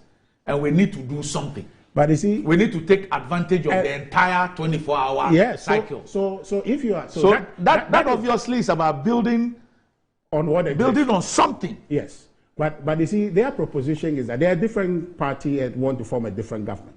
Right? So therefore, this day economy is not what they are creating. They said this day economy is not correct. So they want to come and manage. Hold on. Okay, well, Sam is here, so he'll tell us whether. I'm trying to answer your question. Okay. The assumption they make is that this day economy is not correct. The one that we are running, the assumption is not correct. But they are coming to run 24-hour economy. And our question is that, what is your policy to run the day economy? Are you following the conversation? Because they are coming with their own program. If your premise is right, if the assumptions you make on their behalf is right, then there could I don't make that on their behalf, but you know that naturally when they come to government, they'll be in charge of all of the economy. No, I'm just saying that the assumption you make about the day economy, upon which you're asking the question, could be right if your assumption is correct, if indeed that's the assumption they are making. But that's the assumption, because if they come in, they will be the one in charge of the day economy, right? So they will have to manage. Okay, they will have to manage the day wrap up economy. on Is that it. the case? Wrap up on it. Yeah, right. Yeah. So if they are managing the day economy, we want to see what they are going to do to keep the day economy going. Because what we are doing, they say, is not good enough. Okay. So show us before you get to talking about 24-hour economy. tell us about your day economy policies. And that's what we're saying. Oh, that's the point you're making. Yes. So that we have not seen in this document that they have put here, the ideas, because all they said about stop the economic decline and restore stability and inclusive growth to the economy. What is that? That's not a policy. What is the specific proposal in that you're going to do? But you see, the key point is that the diagnosis of the problem is key. So if you're going to do production, what is your policy to drive production around which you then will be able to amplify, incentivize for that increase? We have not seen that. You are now promising to do regional industrialization, project. You have not started that. Then you are talking about incentivizing. Who are you going to incentivize? You understand? So the purpose of that promise is not organic to say you are going to do 24-hour economy. You first of all build and show policy that will drive that. The tax incentives that you would give, how you would do your revenue expenditure balance to ensure that the economy is kept in a certain place before you can show us how you are, what amount of tax credit are you giving, tax incentives are you giving to be able to drive this production you're talking about. And important to that is that export is a function of domestic production. You can only export the excesses of what you have produced. You produce initially before you can engage in export. You produce to satisfy local demand before the excess is what you export. I think you understand. So if you have not reached a point which today they will not agree, but we have done tremendously by way of industrialization in Ghana, you have to first attain that to be able to drive export projects. So if you are doing that, then you have to show us what are the specific incentives within your fiscal policy framework that you are going to use to drive that. We have been having conversation about taxation. We've been having conversation about expenditure. Within that space, in your fiscal policy, those are the two elements. How are you going to manage, your taxation, your revenue taxation, and how are you going to manage your expenditure to keep the balances together, to be able to do what you're saying? That is the conversation, first of all. So 24-hour economy does not arise when you have not resolved that fundamental issue. So you tell us, and naturally, we'll follow the logic to see that if you do this, then you can get to that. You don't get to tell us what your ultimate wishful thinking is when you have not resolved the fundamentals that can get you there. Are you suggesting that this is the kind of conversation we should have had before free SHS, 1D, 1F, one village, one dam, one warehouse, one whatever? Is that your suggestion? No, but you see, these free SHS, one village, one district, one factory, you're saying, one village, one dam. These are policies that will drive you to the destination that you are talking about, 24-hour economy. Because one village, one dam is linked to production.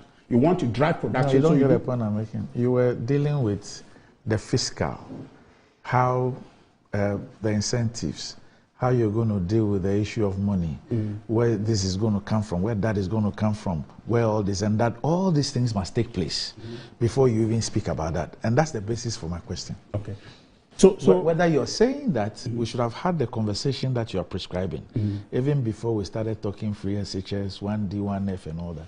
No, but you have to have considerations for those. Okay. But the question I'm asking specifically is for them to give us their proposal relative to their fiscal plan, taxation, and expenditure, so that within that space, we'll see how feasible it is for you to be able to give those incentives away, assuming that that's what you want to do to create that. So it is not the destination where we begin. We begin from where your present location is, so we can calculate our path to where the destination you're aiming to go to. But if you simply just tell us you want to go to America, and you haven't told us that you have what it takes, the visa, the plane ticket, and you say, but I'm going to America, you are scamming all of us. You are deceiving us. So maybe we can give you our money to buy us iPhone, buy us this, and then you use our money now to make your transport and go.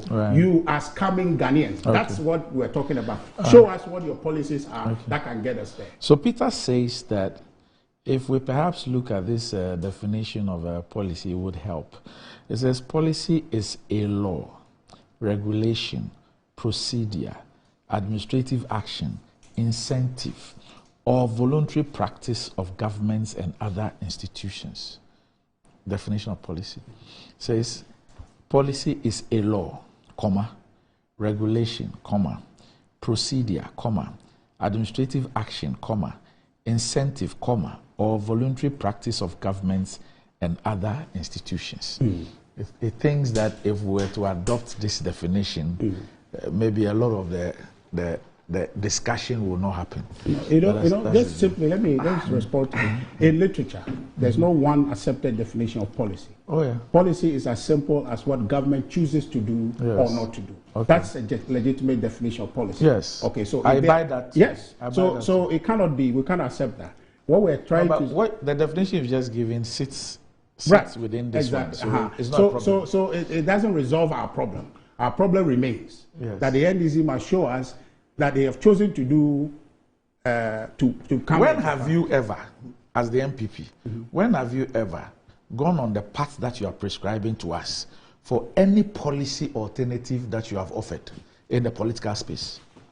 But when we said we'll do the free SHS, that's a policy proposal. No, I'm saying. Yeah, the prescription you give us. Yeah. The route that we say we should pass through in order that Ghanaians are not scammed. Yeah. And we're able to see that you have your ticket, visa, passport, everything. Yeah. On which policy proposal did the MPP ever take us on the path that you have prescribed? Mostly on everything we have said. Which one? And I'll tell you about... Which one? Yes, one. Take free SHS or one district, one factory, or one village, one house. Let's focus on free SHS. Okay, fine. The president was asked how much it will cost. Yeah. What was his answer? That question is being resolved because when it came in 2017, the free SHS has been done. No, I'm just saying that the question was asked against the backdrop that will you get the money to do it? No, Richard, you are not answering the question I asked you. Okay. Please, be fair to me. I said you have given us a prescription of what Ghanaians must ask for before we accept any policy intervention. Otherwise, we are being scammed. And I'm asking you that for all the policy interventions that your party spoke about in opposition and upon which you were voted for, which of them did you follow the prescription that you are giving to Ghanaians? Yeah, so, and I've given you three options. You said you focus on one. So just choose one of them and tell me how you took us through that prescription. You said to do free SHS. Is that not the case? Okay, you choose any one of your choice. We can do free SHS. That's fine. One consideration for a Ghanaian who I am trying to appeal to vote for the MPP. The first consideration I want him to see is that there's a problem with cost of education in Ghana, that there are some Ghanaians... No, that's a question, please. No. The prescription... Fortunately, you have the benefit of hindsight. Yes. After 7 years plus. Yes. So I'm saying... No, but I'm talking to you now in 2016 or 2008 Chief, when we made the listen promise. to me, Chief. Yeah.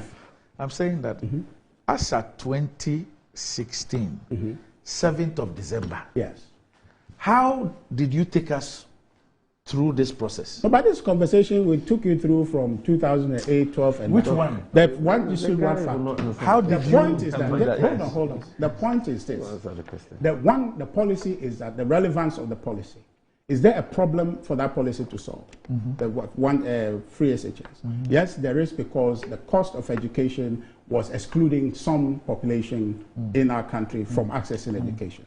Is that one free SHS, is it relevant to our forward march? Yes, because the human capital development of our country is specific. If you want to drive your economy, growth, productivity, and equip your people with the skills you need to be able to attain that production, then you need to do that. Is it something we can do, feasibly do, in the space of our economy? Yes. Did you take us through that journey? But if we didn't, people would have asked. No, because I'm asking you. That's why I asked you whether you remember that question. Because that question relates to what you have just said. Yes, because... What was the president's answer? Senior, wait. It's not about what the president's answer was. If you look at today, the free SHS that we talked about, okay, would you say that it wasn't a relevant idea? Is it not a needed idea?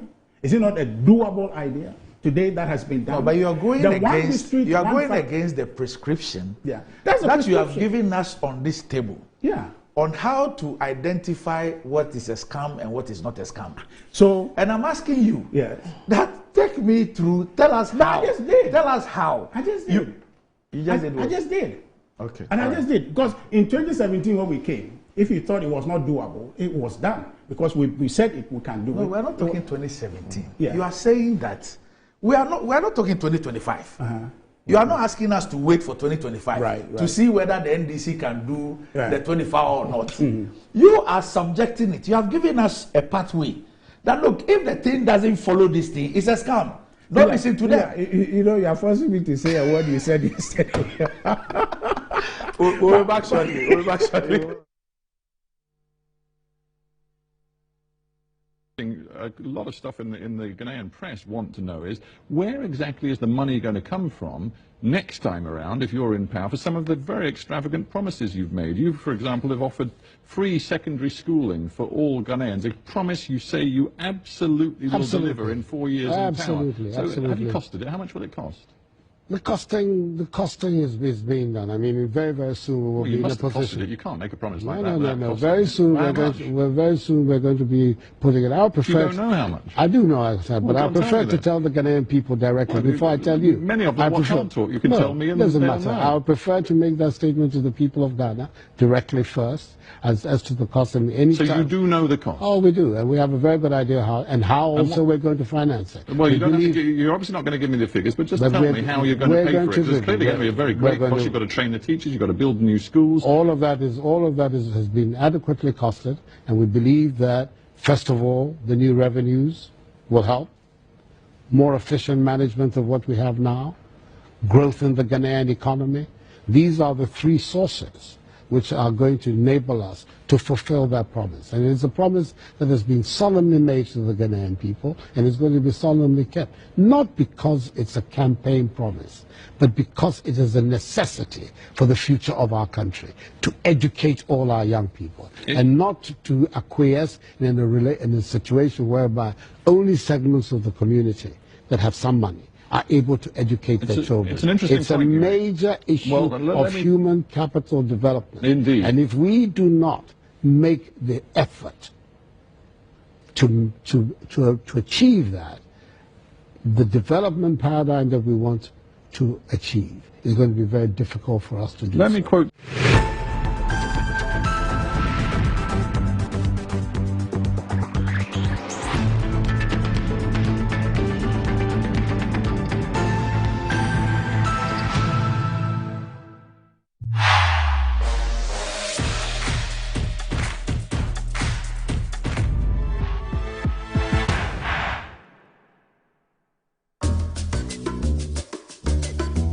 Pascal is showing his boss the efficient new technology they've installed. She is pleased, but now she's asking, why is that still there?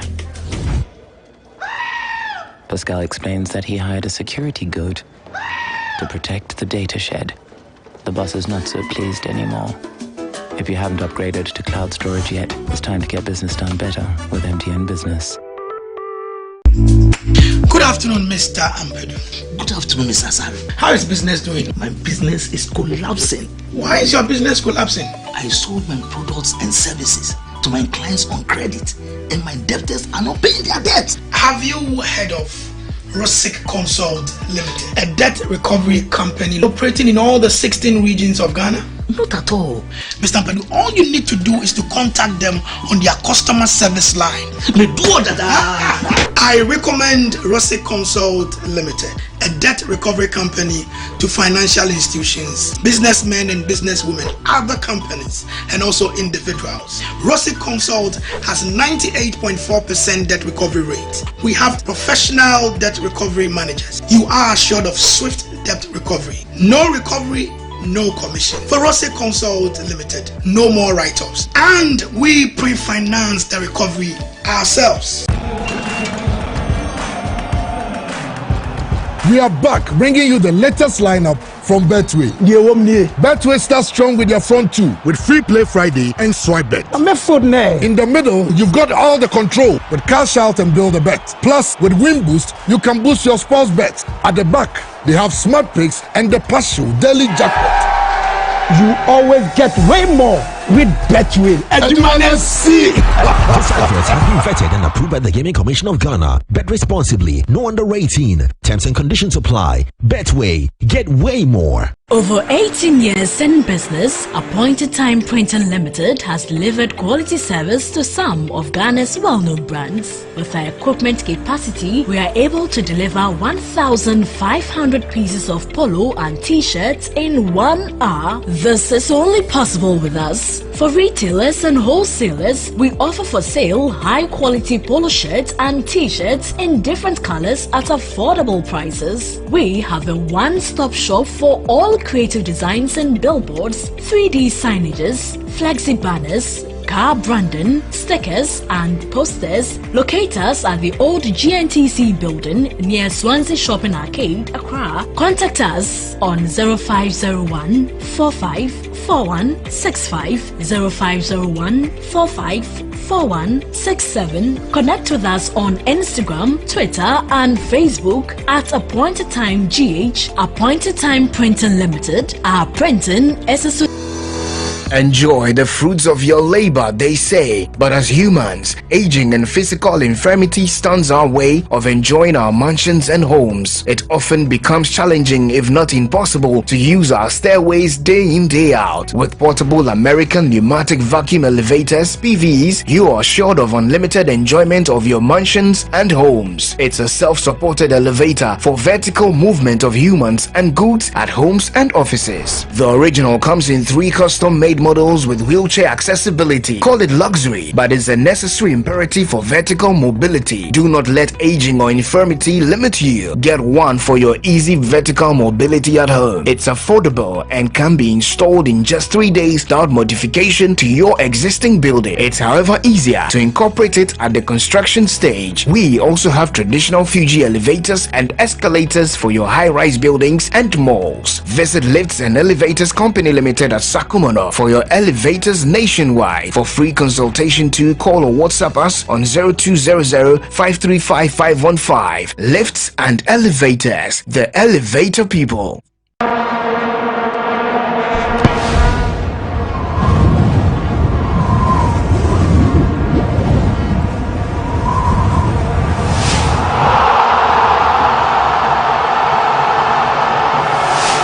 Star Assurance, your solid partner.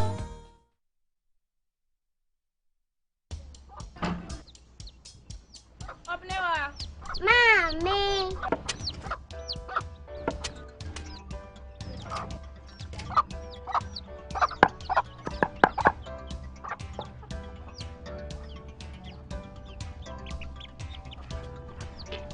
Michelle say, fe.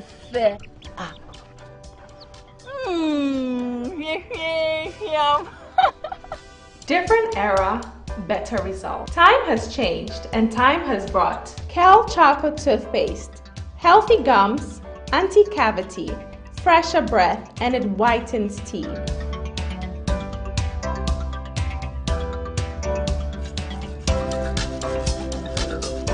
Kel Charcoal Toothpaste.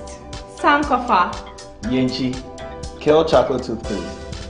Happy smile. This advert is FDA approved.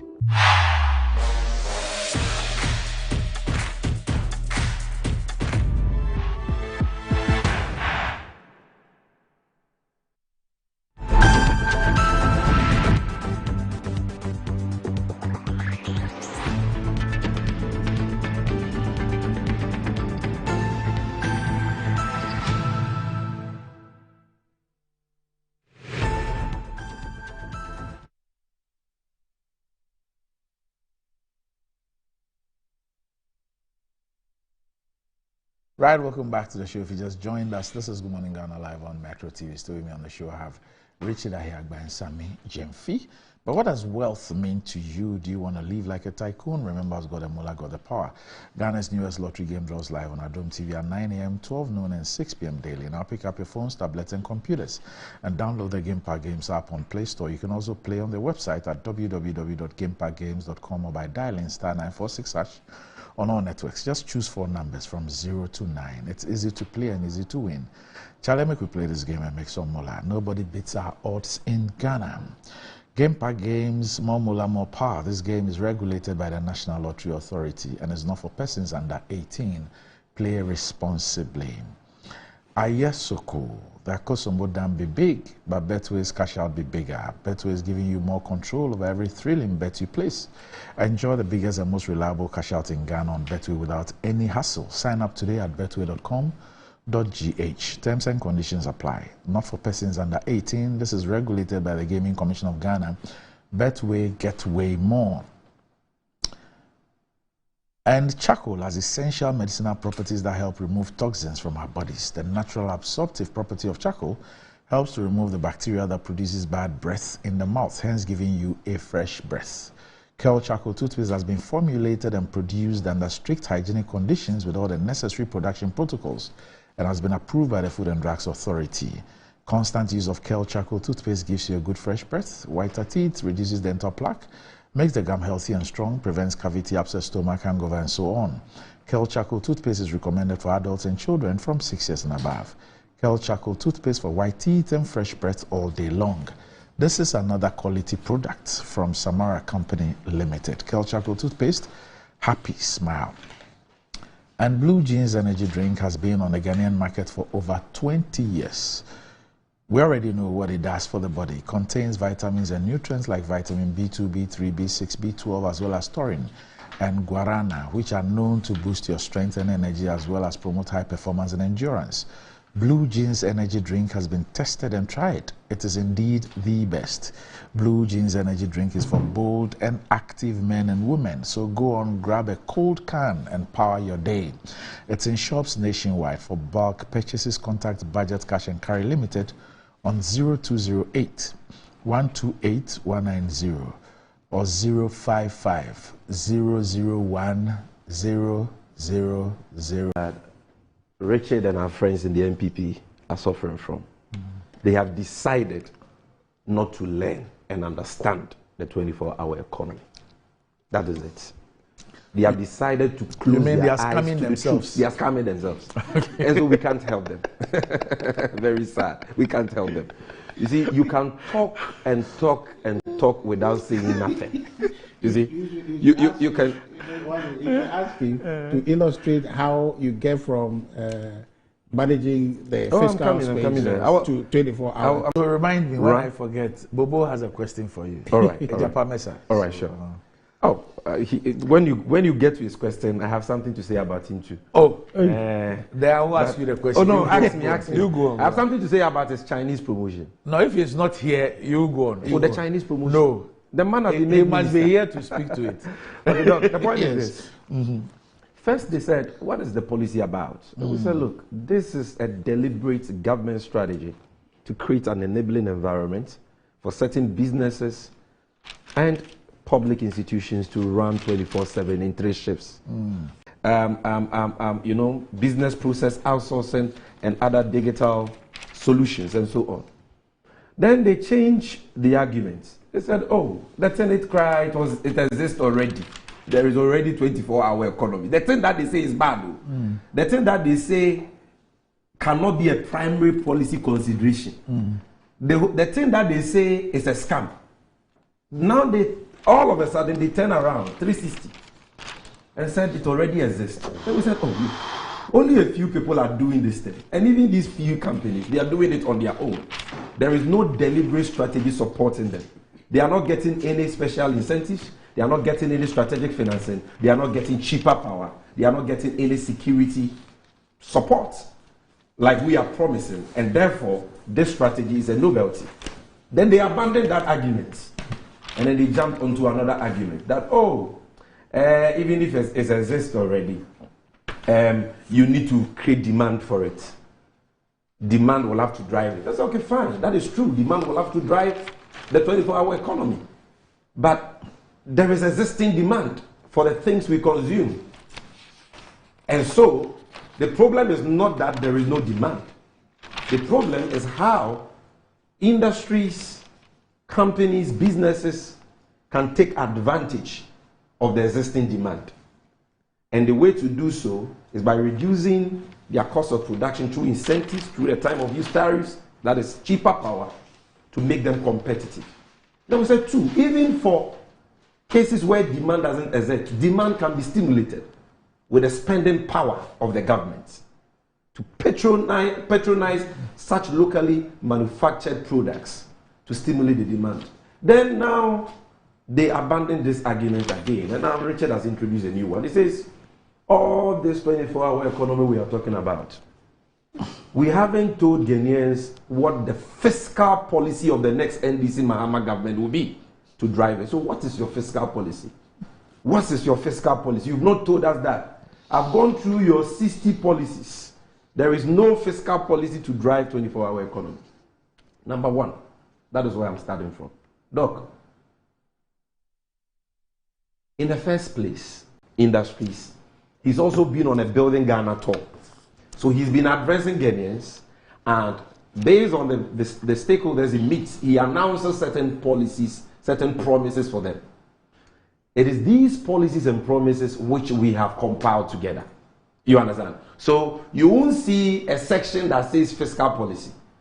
That you will see in the manifesto of the party which will deal with thematic areas.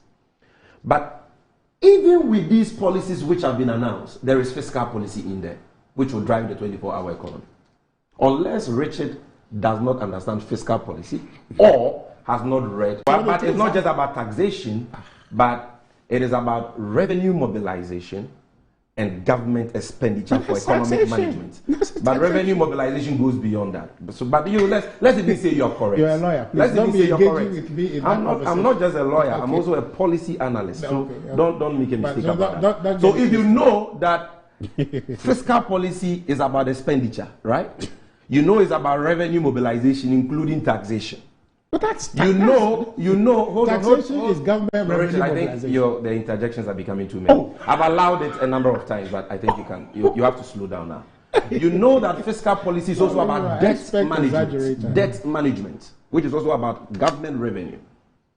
And you have read this document and you are saying there is no fiscal policy. Well, let's go to number 10. The document is holding. Flip, read. Number 10. Read. I mean, do your thing. Abolish the payment of ex gratia and cut out waste and ostentation in government. So when a government tells you that we are going to cut waste, Not a government, a party. that is about ensuring prudence and frugality in government expenditure. It's fiscal policy. Number 2. Number 9, flip. You say you don't see fiscal pay policy. attention to what you're This trying one to- is free education. Number 9, look. Run the leanest but most efficient government under the Fourth Republic by appointing not more than 60 ministers and deputy ministers in our bid to cut down on government expenditure. Is that one monetary policy? Don't you see fiscal policy here? Doc, number 6, flip, so that you don't go and Don't repeat it engage. somewhere If you else. engage him, he will get Number into the 6, conversation. lead a process to set a standardized limit for borrowing. So the next NDC government, inshallah, will set a standardized limit for borrowing and ensure that Ghana never suffers such a deadly debt management program that threatens to send elderly people holding government bonds to their early graves and wipe out the investments of the Ghanaian middle class like it is happening now. That is not fiscal policy for you. I can go on and on and on. The fiscal policy of the NDC Mahama government, in summary, is number 1, to ensure prudence and frugality in government expenditure, spend wisely on priorities of government and not misplace priorities and consumption, and more importantly, enhancing revenue mobilization, okay, whilst at the same time, like I said, cutting down on the waste, on the profligacy. So under John Mahama, allocation for Office of Government Machinery will not be 2 billion like you have done for 2024. We are going to cut down on that waste. Under John Mahama, we won't spend 500 million Ghana cedis on the so-called cathedral and chop the money. We won't do that. That is fiscal policy. It is called prudence, fiscal prudence. That is what it's called. Under John Mahama, we won't have 126 ministers like you had during your first term. Under John Mahama, we will spend 153 million cedis, equivalent to 1.5 trillion, on a stinky Ejapa scam that never saw the light of day and that never benefited the country. Under John Mahama, we will waste 1.5 billion cedis and difference. Your fiscal policy is one of waste and profligacy. Ours will be prudence and modesty. Your fiscal policy is one of excessive taxation and excessive borrowing for consumption. Ours will be borrowing responsibly and investing those borrowed funds into productive ventures that can pay for themselves. We have done it before and we will do it again, and we don't have the time to go through that. So you expose yourself when you sit here and say, we don't have a fiscal policy, or we have not spoken about a fiscal policy to drive 24-hour economy. Doc, I hope you understand me. Once we set our priorities right, we cut down on this waste, and we begin to channel these resources into the productive sectors. It will not be necessary again for industries to pay COVID levy. And it will not be necessary for us to charge them growth and sustainability levy. It will not be necessary for us to charge financial institutions financial recovery levy. Read about our reforms for the financial sector here. It will not be necessary for strategic investments like strategic factories for the processing of cashew, processing of cocoa, processing of sugar. If you are giving tax incentives, you are not only losing revenue, because yes, you are losing tax revenue there, but you are gaining revenue through prudence in expenditure. Doc, you understand? Because the monies which would have gone to Ejapa, the monies which would have gone to the Office of Government Machinery, the monies which would have gone into National Cathedral, you are cutting down that waste and you are using it for useful ventures that will benefit the people. So then number two. Talking about the incentives. So this is what the Honorable Mesa wanted me to say. Says, we live in this country where support to existing companies under the one day one policy was condemned by the NDC to high heavens. They called it all sorts of names. Today, Sami Jemfi is talking about incentivizing existing companies already operating 24 hours to operate under the so-called NDC 24-hour economic policy because they are suffering. So it's like he's created his own distortion and is proceeding to defeat it. Nobody said incentives should not be given to businesses. What we said was that you promised to build factories in every district, and your Mohammed's Exim Bank to give some support to already existing business. And we said that is not what you promised.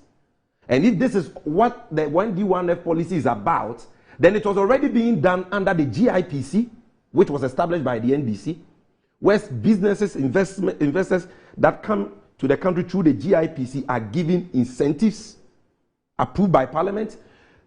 We were doing it under Free Zones Authority headed by your good brother Chumbuafo, where businesses under the Free Zones Authority were getting tax incentives and other tax rebates.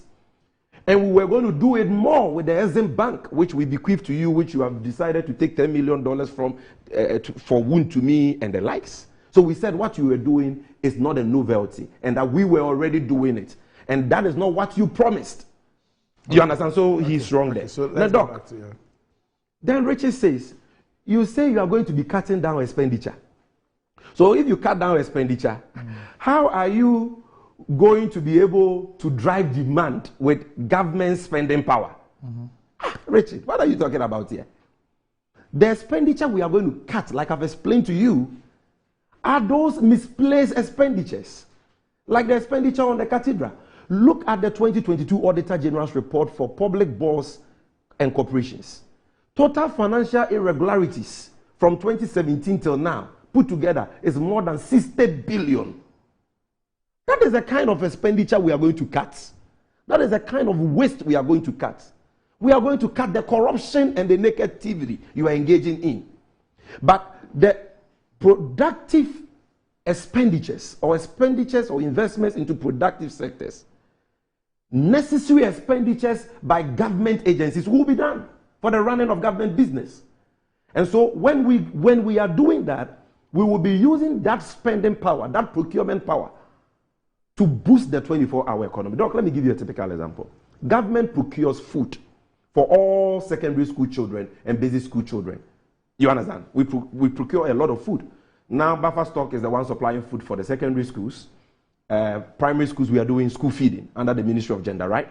One of the basic things these students consume, let me use 2 examples, sugar and rice. So under the 24-hour economy, this is how the spending power of government will be used to drive 24-hour economy sugar factories. Because currently, we import almost all the sugar we consume.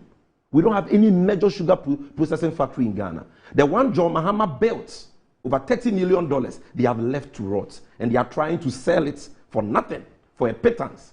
We come, John Mahama will make sure the Commander Sugar Factory is working. And John Mahama will ensure that we even get other sugar processing factory in other parts of the country in collaboration with the private sector.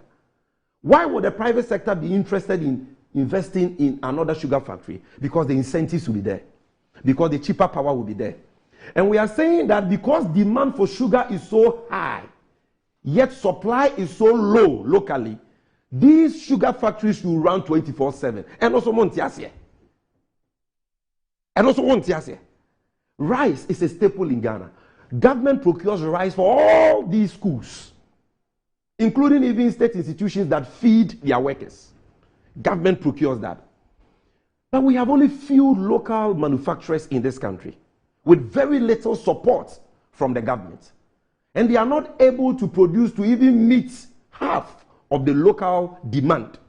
So under the 24-hour economy, John Mahama says, I'm using the spending power of government to promote 24-hour operating rice factories, to scale up production to meet local demand. What about this don't you understand?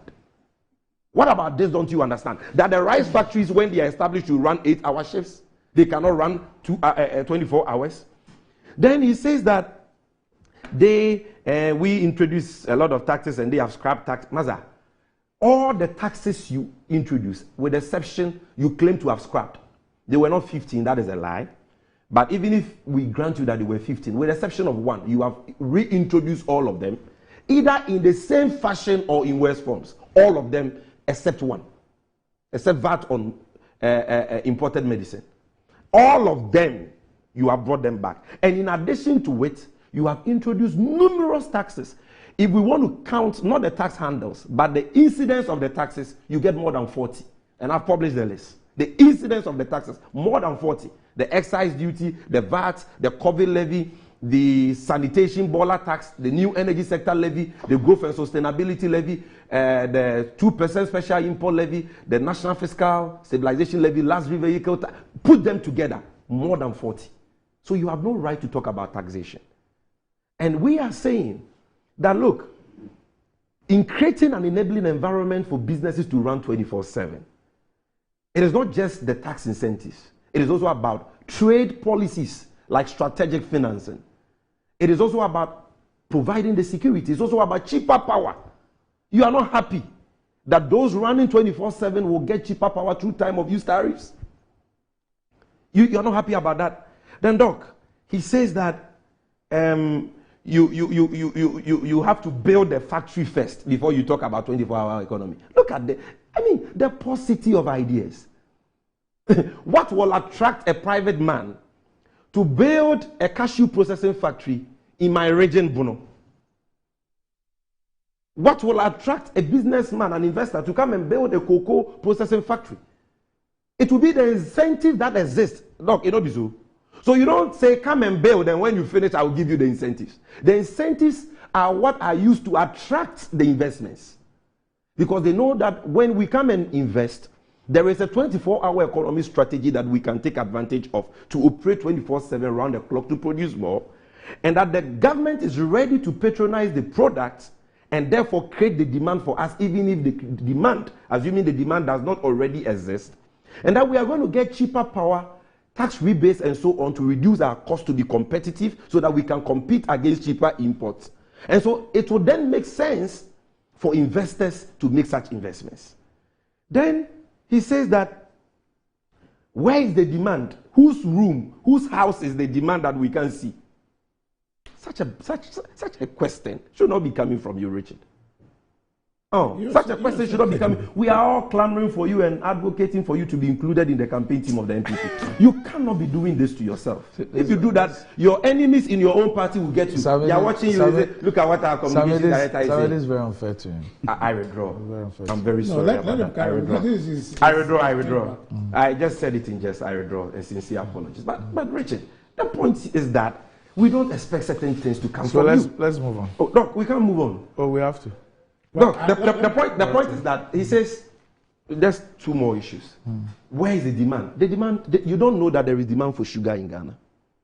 You don't know that there is demand for better passport services. Today, thanks to John Mahama, you can apply for a passport online. Forget about what the pathological liar says that he introduced it. We all know it was launched in 2016. But Doc, do you know that when you apply for that passport, the appointment date you get for you to print your form and come and take the picture, sometimes it takes you 4 to 5 months. I know those who have applied for the passport, the appointment date is in July, some September. Accra and Kumasi. Why? Because the passport service works at 9 a.m. close at 5. An application in December. Yesterday I got text messages. Application in December? For March. Yes. This thing is coming on in March. Yes. And so why can't we have a passport office running 24/7 so that the application that you do online in the comfort of your own home, people will be working, processing it round the clock? Why can't we have a DVLA service running 24/7? There is no demand for those public services. Go to the port and see how the ports are choked with cargoes. How people are joining long queues to be able to clear cargoes. Go and check. Are you saying there is no demand for better services at the ports, DVLA, passport office, and so on? The demand exists in abundance. And that is why when you go to all these government agencies, there are long queues. And so what we are going to do is to make sure that all these public institutions will run 24/7. If the passport office is running 24/7, if the DVLA is running 24/7, if the posts are running 24/7, customs 24/7, financial service 24/7, that woman who sells kenke in the morning at the precincts of the passport office in Accra, in the evening another person will bring kelewele, another person will bring wachi, another person bring indomie.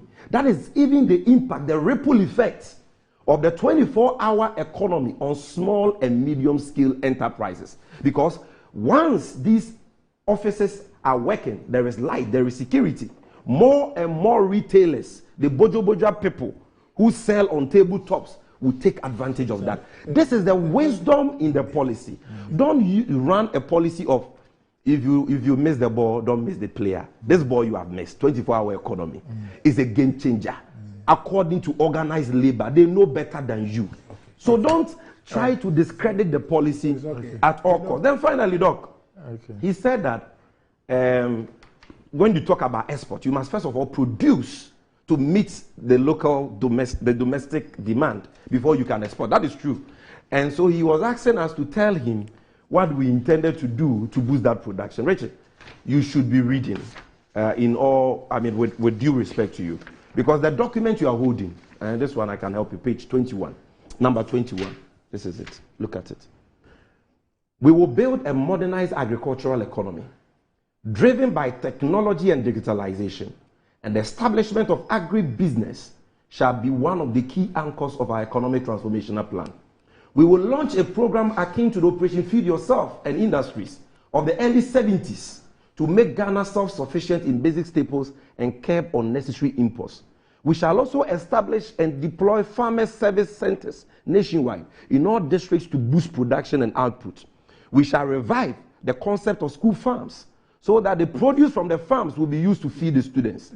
By introducing well-established farmer cooperatives, advanced farming techniques, embracing digital tools, and promoting agribusinesses, we shall create opportunities for farmers, improve food security, and improve exports and bolster economic growth.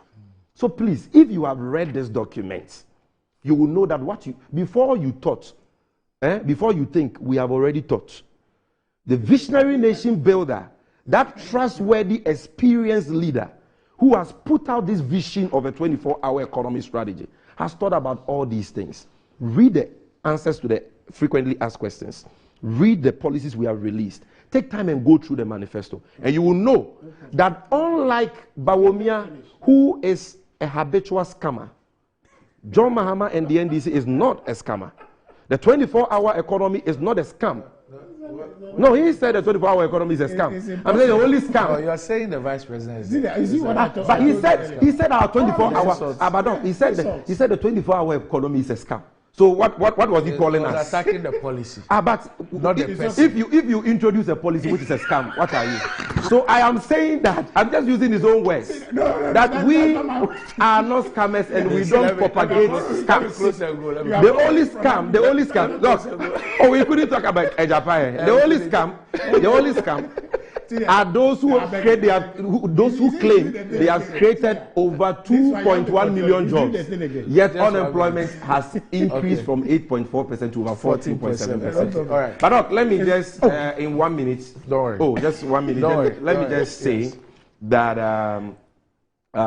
His Excellency John Dramani Mahama would want the people of this country to take notice that his attention has been drawn to that outrageous expenditure of $12 million on the stinky Ajapa deal.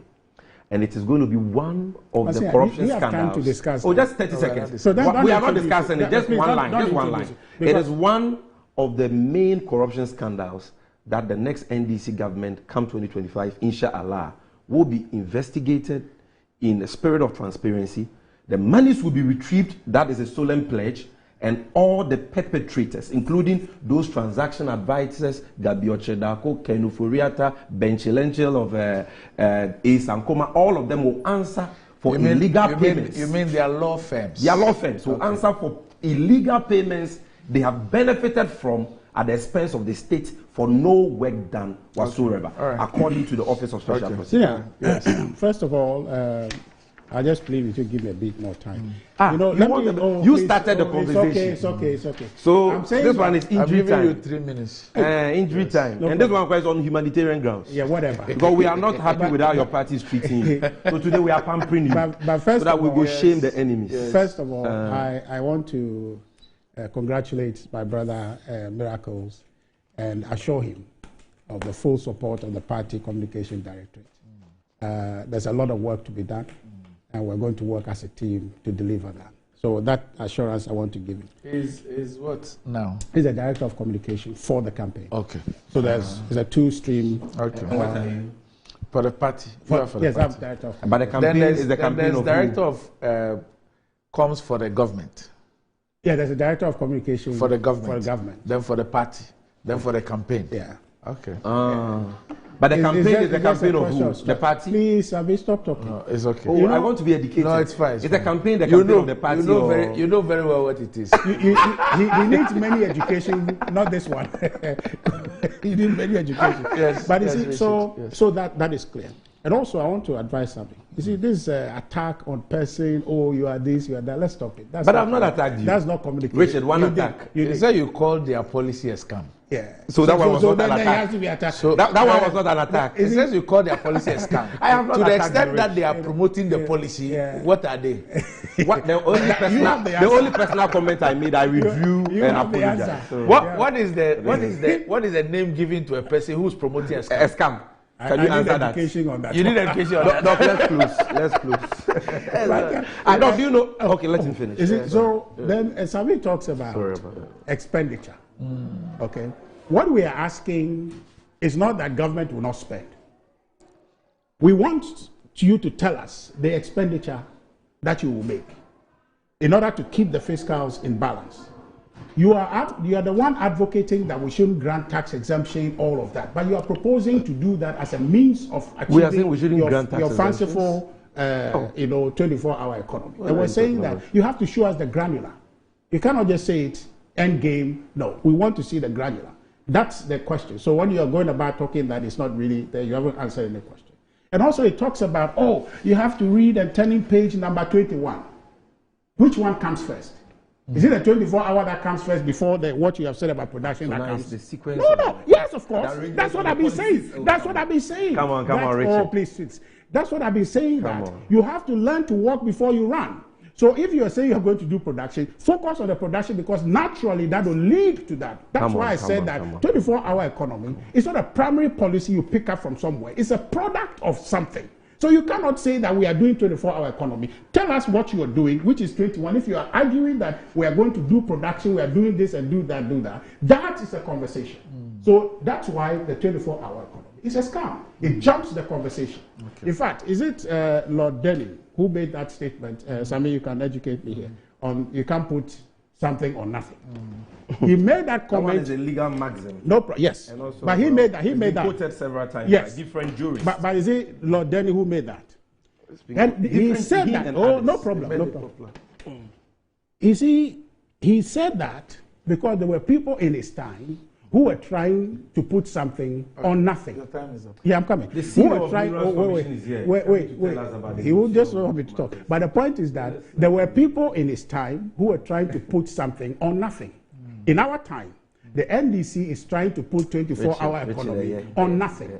We want to see the thing they are going to put the 24-hour economy on. That is their fiscal policy framework. Oh, hold on. Our policy to promote no production. Problem. I just read you see, the scam here the policy is inherent. for industrialization. Hold on, Sammy. I mean, we are ready to years.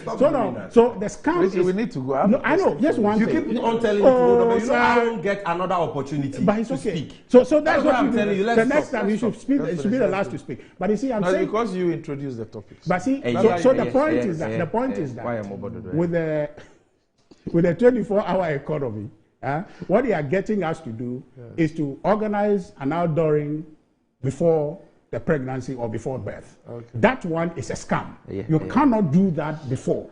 The sequence of things must be respected. We want to interrogate the policies that will lead to that. They are trying to avoid that. And that's why they are jumping to the end. Do you know that cannot the put program today on something. So now let me ask you my question, then we'll go. Why, how many minutes do you have to why answer did the ECG disconnect Accra Academy?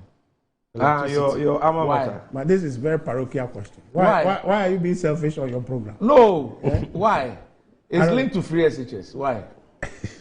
And they are not the only schools. A number of them. Why? Let me answer a more important question. Do you know the number of parents?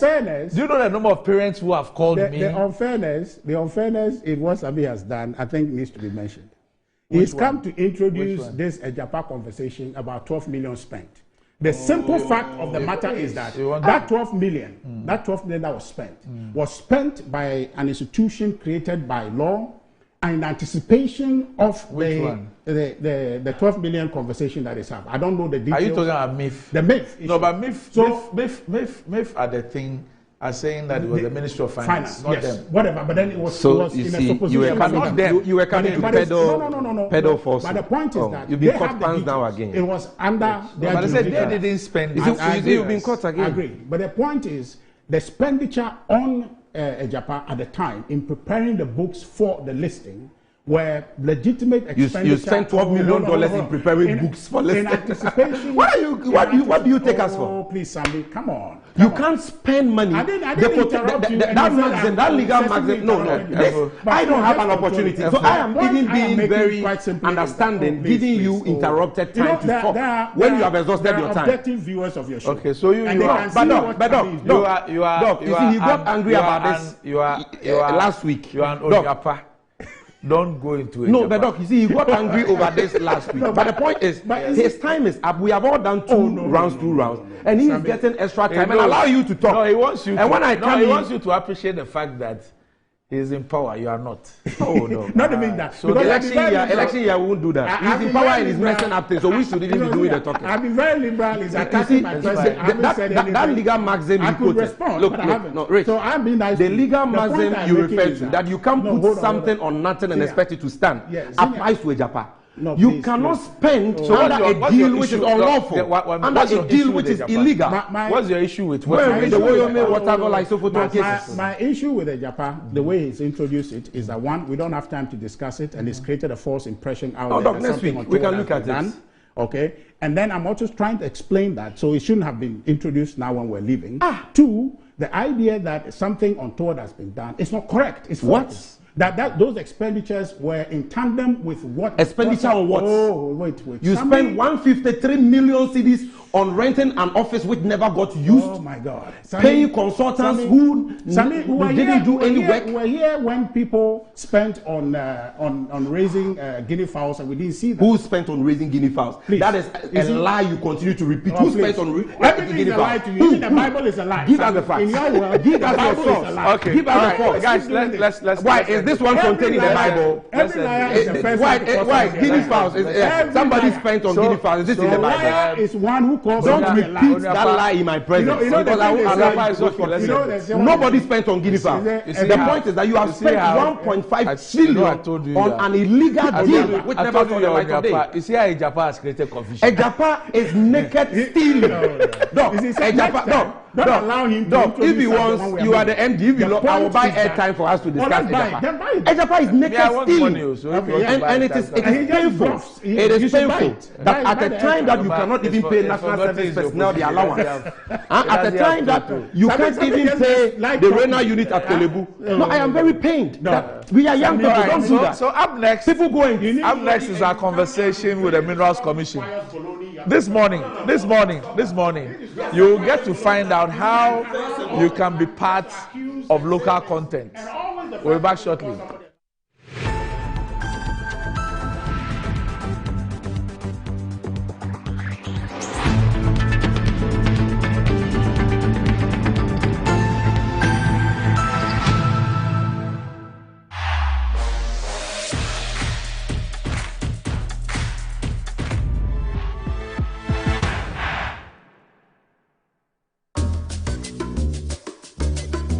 Pascal is showing his boss the efficient new technology they've installed. She is pleased, but now she's asking, why is that still there? Pascal explains that he hired a security goat to protect the data shed. The boss is not so pleased anymore. If you haven't upgraded to cloud storage yet, it's time to get business done better with MTN Business.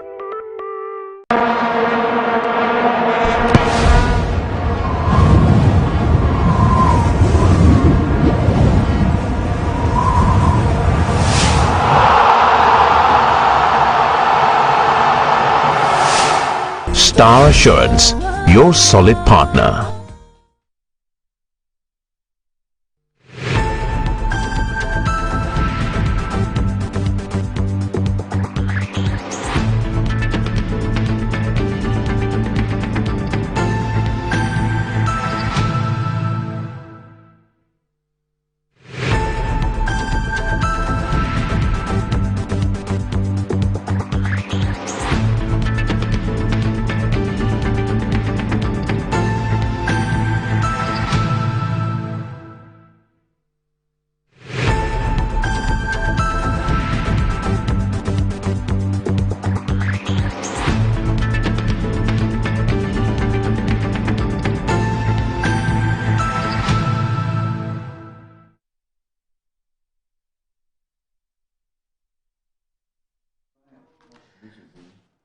Right, welcome back to the show. If you just joined us, this is Good Morning Ghana Live on Metro TV, and it's time for us to talk about the extractive sector, and specifically mining in Ghana, with the CEO of the Minerals Commission, Mr. Martin Ayisi. Today we're going to have some very, very interesting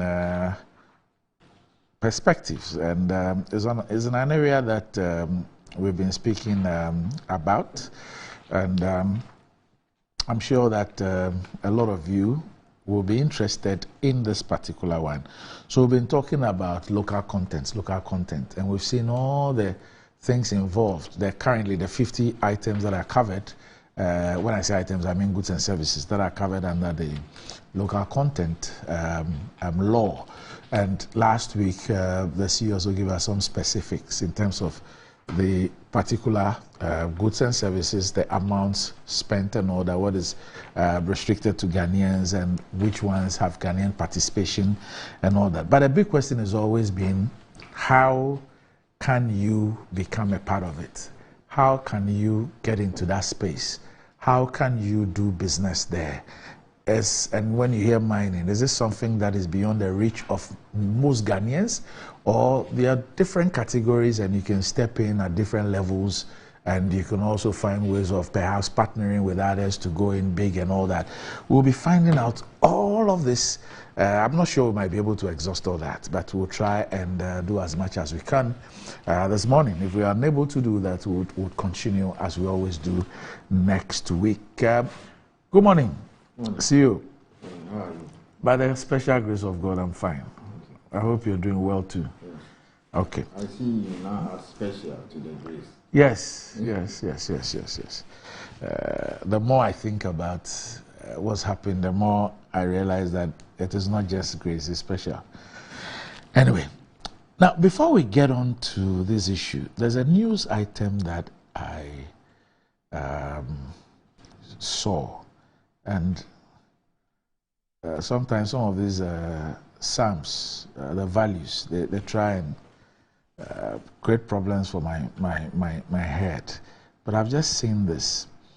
Newmont closes $16.8 billion buyout of Newcrest Mining. Newmont, which is here in Ghana. Newmont is operating here. I think they have two or three mines. Two mines. Getting to three in Ghana. And there's this story that they've concluded a takeover of Newcrest Mining, and the amount involved is $16.8 billion. This obviously changes what Newmont is. Is this something that we should be concerned about in Ghana? Should concern us? Randy, and thank you again. Good morning to listeners and maybe viewers, but people also watch on your... Randy, what you have just read, it says that Newmont spent $16.8 billion to buy Newcrest. Yes. Newcrest is the biggest producer of gold in Australia. The biggest producer of gold in Australia? Yes. And Newmont has bought it? Yes. And Newmont, even before the purchase, is the biggest producer of gold in the world. Newmont is the biggest producer of gold in the world. Okay. It's an American company. Okay. They have operations all over the world. I think it's been around getting to like 100 years now. And what is interesting is the second part of what you read. The Bank of Ghana, I'm not the one saying it, says that our total exports is 16.6 billion. Yes. It means that this country of a little over 30 million people, everything that officially, because these are official receipts, officially left this country is $16.6 billion. That is $200 million less than what the biggest producer of gold in the world used in going to get another company. To buy a mine in Australia. Practically, that's very serious. It's a serious matter, and I'll get to why you're asking this question. Randy, Newmont has two mines here. The one in Achin, Adesina, that area. And then they have one in Ahafo. It's the biggest gold mine in Ghana now. The Ahafo one? Yes, the Ahafo one. Until recently, it used to be Takwa. So Takwa now has dropped to number 2. And they are completing a third mine 30 kilometers north of. Actually, it's the same mining lease, but the deposit is so good that it could stand alone as a mine. So rather than track, whatever they have there is good enough to stand as a mine on its own. So that's about 30 kilometers north of their current operation. So if the data and the discussions with Minerals Commission is anything to go by, hopefully by the middle of next year, they will commission that mine. So that will give them 3 huge mines in Ghana. The Ahafo corridor alone will give them close to about 1 million ounces. Today's price is $2 billion. I've not added a chin yet. Randy, what is the meaning of this? I checked their market capitalization. is about 38, 39 billion. I mean, in simple terms, what is market capitalization? The value of a company's, share of stock. So let's say if you have 20 million shares, and it's being traded at $50, it means your market capitalization is 1 billion. What is our GDP? What's our GDP? 70 something? Yes. Yeah. Let's say 70 something. So roughly, Newmont's market capitalization, that's the value of the company's share of stock, is a little over half of our GDP. Okay? So 38. I mean, 38 times 2 is about 76 thereabouts. Yes. Our GDP, I believe, is around about 51, 52%. Yeah. So here you have a company that has been around about 100 years. It's the biggest producer of gold on planet Earth. It is an American company, arguably the world's most advanced economy that controls 25% of the world's GDP. They are just about having a third operation in Ghana. But for the Newcrest deal, almost about a quarter of their worldwide production will come from Ghana. But with the purchase of Newcrest, they may drop to at least about 20% of the entire Newmont group. Their gold, beyond 2025 will be coming from Ghana. Randy, the answer is very simple. You cannot have an ordinary regulator. What has your work got to do with their global this should let everybody think, including us. I understand that. What it simply means is this. The Ahafo North one they are building is about $1 billion. Okay. Maybe one of these days I may organize a crop of you so that you go around the operation site. Or we can go to Ahafo South so that you go underground if you have the heart to look at the things there. Mr. Sanjona took us to the so it means that underground. They are going to deploy the state-of-the-art technology. It's everything about technology and software. So what it means is that for an inspector from Minerals Commission, whether you are in charge of machinery, that's a mechanical engineer, whether you are in charge of the processing plant, maybe a metallurgist or a chemical engineer, whether you are in charge of electricals, okay, you should also have what it takes to be able to regulate or manage such a mine. So you don't want a situation where an electrical engineer from Minerals Commission or a mechanical engineer goes underground and he's at sea. You go underground and you cannot even ordinarily spot a potential health and safety hazard. What does that mean? It means that you also lack the requisite training or you don't have what it takes to do your work properly. So Randy, the bottom line is that whatever it will take for us to also spend money to train the various inspectors to at least the minimum have the same level of knowledge with the guys at Newmont is all that we have to do. It's across board, all that we have to do. Because you see, the guy at Newmont, his classmate is the guy at Minerals Commission, whether it's mechanical engineering, electrical, chemical, or any of the various engineering, stuff. And I want to believe that this is not just about mining. It means that it's high time that we as a nation don't joke with our regulators. So Petroleum Commission, Energy Commission, etc. We will need to spend money and provide all the necessary working tools, the logistics, and also the money for us to be able to run effectively and efficiently. And I can confidently say that when it comes to Minerals Commission, a lot has been pumped there by the government of Ghana. We've hired a lot of inspectors, and we take them to some of the finest institutions in the world. And also, we are decentralizing. We are having structures and equipment all over the place so that we can also take the fight to them in terms of regulating them. So that is the meaning of that. I'm happy you read that. It means a lot. You got to be ready. You have, and this is just Newmont. What about Anglogold Ashanti, number 4 in the world? They also have 2 mines here, Obuasi, Duaprin.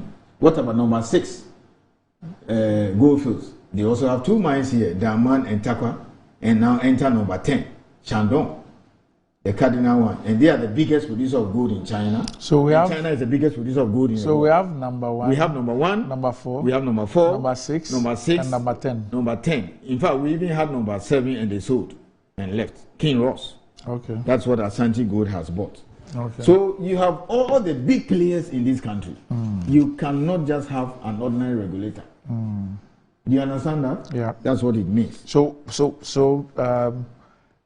that's not what we're discussing today. But obviously, people will be interested in then what strategies you've put in place to ensure that, one, you're building the capacity of your staff. Two, you are able to attract top quality people into your fold.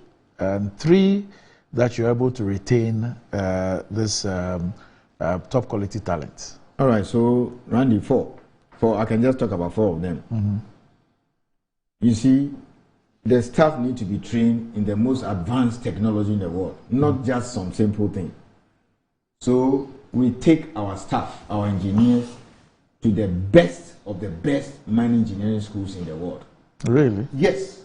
We don't take them to after their basic training at UMass and KUST or Lagos, because there's health science there. You know, you can't be here and behave like the ostrich. Technology comes from the West. So we take them there. So we take them to the best of the world. Oh. Yes, and they also undergo training. And they also get the opportunity to work in those mines before they come. So as we speak, there are Minerals Commission staff working in some of these big mines in the US, in Canada, in Australia, just to acquire knowledge. I'll give you one example. There's a gentleman who's a mining engineer, young guy, he's about 28 years.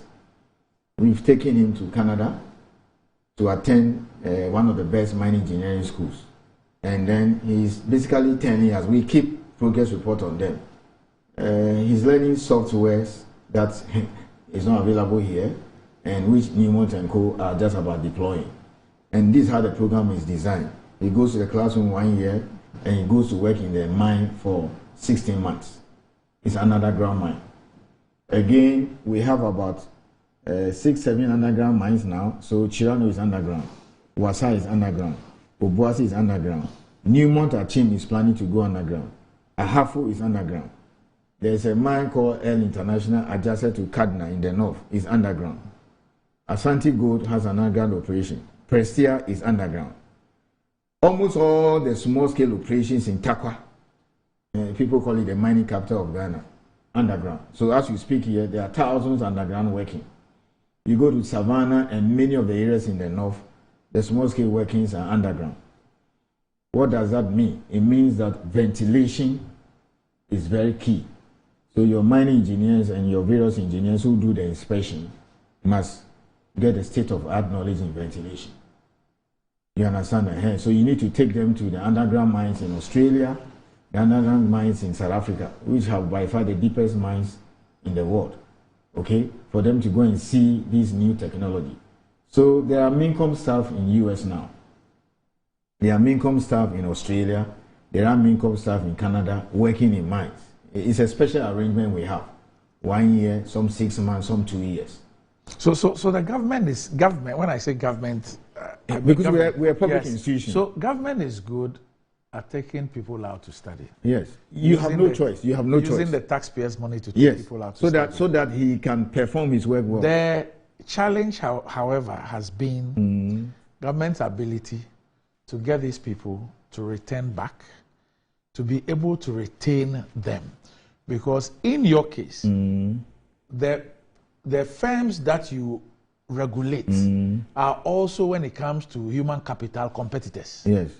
So how then are you able to, after spending, building the competence of all these people and improving on their skill, their competence and all that, how are you able to retain them? 3 things. Randy, 1, I came to meet the reavers. So describe what you met in a minute. In other words, if you don't do it, they will go to the mine. Okay.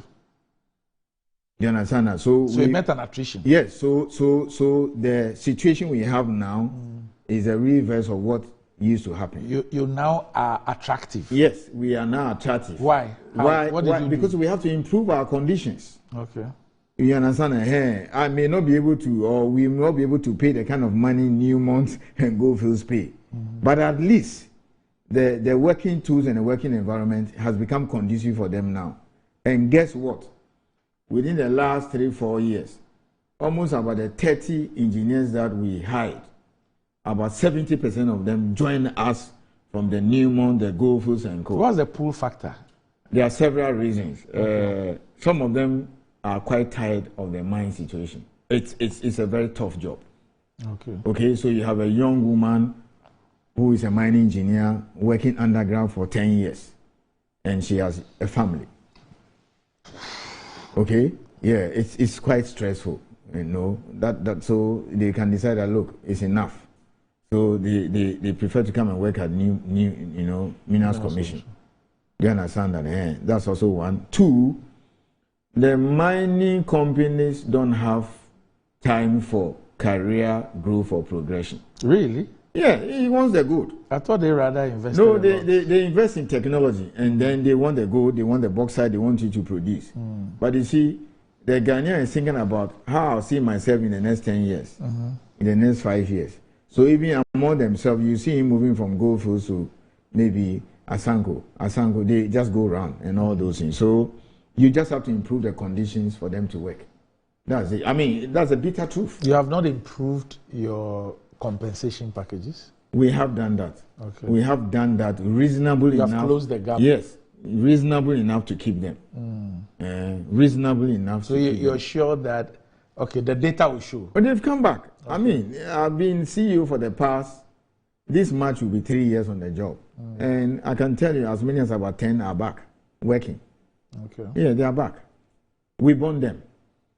Okay, and then you just have to improve the conditions for them to work and give them the working field. You don't I don't know what you've done already, but in view of what you do, the appreciation of the environment, what is at stake? Because I know that public service normally you would have, there's something about uniformity and all those things, but I know that there's also a skill that deals with peculiarity of industry and those things.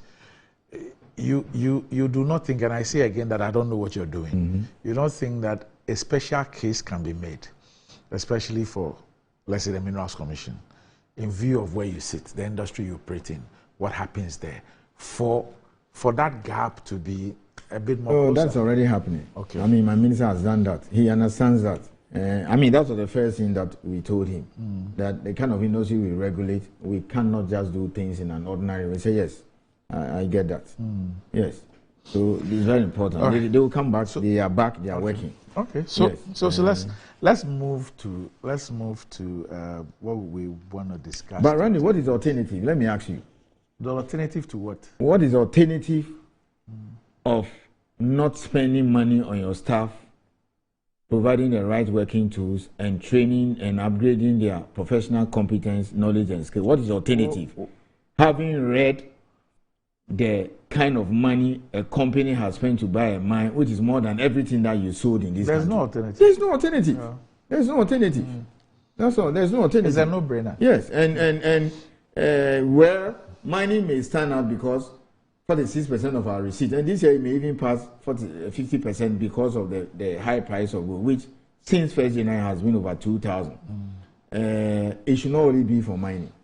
It should also be across the other sectors. Yeah. So, for example, the 13 institutions under CSR, they should be churning out all kinds of products. You see, and so, well, I'm talking about Minerals Commission, but I think it should be across board. Right. We should, as a nation, just decide and say that, look, there are certain, that is not to say that other institutions don't matter, but we should just agree that there are certain specialized institutions that we should throw in everything, you know, and to develop their skill set, etc. Okay. So now let's get back to local content. We've spoken a lot about what it is, the worth, the different categories in terms of the goods and services that are covered and all that, how much money is involved, what it can do for the economy and all that. But it is a space that is restricted for Ghanaians. How do Ghanaians get involved in that space? Okay, Ronnie, very simple. I love that. And then a lot of people were looking forward to this particular discussion. One, let me start this way. You cannot provide a particular service or supply a particular good to any mine in Ghana or any mineral operation in Ghana unless you are registered by the Minerals Commission. So baseline. That's it. So for Randy Enterprise, and sometimes the services are provided by an individual or a company. We'll come to that. So let's say if you get up to them and say, Martin, I want to supply a fuel or lubricants or provide some kind of service to, or even do exploration for any mining company or get into contract mining. What I'm trying to say is that the mining company will not give you that contract unless Minerals Commission registers you for you to procure that particular service. So the next question is, what does it take to get in? Now, we've broken them into three. Three categories. Three categories. Okay. There are some services that are open to everyone. In other words, the company's shareholders and directors must be Ghanaians. Do you understand that? So we call that Class B services. We'll talk about that and give examples. As you said, we can't finish today. Then also there are categories or areas where, Randy, you can be a Ghanaian like you and I here, but it's only restricted to those living around the community. Yes. Oh. Yes. So there are some categories. So for example, I can get that from not so for example, I don't expect, listen carefully. Yes. We don't expect goldfields for those who are impacted. So for instance, this lithium thing that is going to happen soon. There are some jobs that you have to come from Abonko, Ewoya, Krampa Krom. Do you understand? It's not enough just being a Ghanaian. There are reasons for that. We will spend time and discuss it. Remember, they bought the brunt of everything. They are the ones who are losing their land. So why should we go and bring a driver for somewhere for him to come and we'll talk about that. So that is it. So let's go through the Class A. Right. I'll list the services, then I'll talk about the requirements. In fact, the requirements of Class A services and B are the same. The only difference is the fee, and then the other one has to do with nationality. So it's Class A. So let's go through the items. So is Class A restricted to Ghanaians or everybody? Class A, some areas are restricted. So let's go through the list. All right. So for example, contract mining services. Okay, and you can follow it on the screen with us. Yes. So whilst we're going through it, you can also read it on the screen. Yeah. So contract mining services. Some aspects restricted. This is for large scale mining. For large scale mining, because contract mining for small scale is 100% Ghanaian. Okay. So contract mining services for large scale, there are two aspects of it, whether surface or open pit. Yeah, last week you explained it. So if it's an open pit, it should be done by a Ghanaian. You understand? The foreigners, in fact, have been taken out now. Okay? But underground, because of the technology involved and we lack capacity, slowly we have to allow Ghanaians to build the capacity. So we move away from 20 to 30 to I think about 40% now. So now it means that if a company wants to go and pick up a contract to, let's say, do underground mining for a company, let's say Newmont, Ahafo South, you have to make sure that at least about 40% is owned by a Ghanaian. Okay. And we are beginning to see that. Okay? We're beginning to see that. So let's give ourselves 3, 4, 5 years. Once I get about 4 or 5 Ghanaians who have a capacity, then we'll say that when it comes to contract mine, whether underground or open pit, it should be done by Explain Ghanaians. something to me here. When you say 40% Ghanaian, is it about a company must have at least 40% Ghanaian shareholding? Yes, shareholding. That is it. That's okay. Now, and then... But when it comes to open surface, it's 100%. Yes, Ghanaian. open pit. Open pit, 100% Ghanaian. Yes, 100% Ghanaian. So let's say Takwa, Daman, Newmont, Ahafo, the surface one, they also have surface. It has to be done by a Ghanaian. Okay. So you have mining and ancillary construction services or works. So for example, if you want to do the tailings dam, the TSF. Can we do it this way? You see, we go to the registration document. Yes, the table that we have put there so that our people can follow, our audience can follow. Okay. So if we take contract mining services for large scale mining, required documents. You know something? Yes. Let me just go to the required documentations. then I'll tell you, because you see, it applies to all the classes. Okay. So it will be easier. Okay. Ronnie, the first thing is that to carry out those services I've listed under Class A, you have to incorporate a company in Ghana. So first of all, Class A. Fully Ghanaian. Mineral Assay Laboratory. Yeah, so when they pick up the rocks and they want to go and test, like SGS, Intertech. Is that only Ghanaian? No, it's open. It's open. It's open. Okay. Drilling and blasting. Surface is restricted. Underground, 40%. 40%. Okay. Mining consultancy services. Mining consultancy services open. Open, okay. You can set up a law firm. Okay. Yeah, it's open. So it depends. When you come, we will tell you what type of consultancy service do you want to provide. Mineral exploration services. Restricted to Ghanaians. To Ghanaians. Except underground. Except underground. Yes, because sometimes the company can decide that, like let's say Cardinal, they did the exploration themselves. Normally when they go into a mining stage, they can decide that, look, I want to give out further exploration of my area to a company to come and do it for me. So many of these are seasoned geologists who have worked all over the years, can retire, set up a firm. Sometimes they can even resign, set up a firm, 2-3 geologists, and then look for contract. In your new thing. Okay. Fabrication stroke manufacturing of mining equipment and accessories. Open, we're going to restrict some areas. So for example, installation. Okay. Air haulage. Open. What's that? Oh, transport. It's becoming a very important area. Look, for example, look at Cardinal. You don't know why I asked what it is? When I saw the air. So, bauxite to transport by road. Yes, by road or rail. Rail if it's fixed. Or air. No, you can't carry bauxite by air. Or, so the air haulage is for gold. Gold bars. Yes, and even carrying people.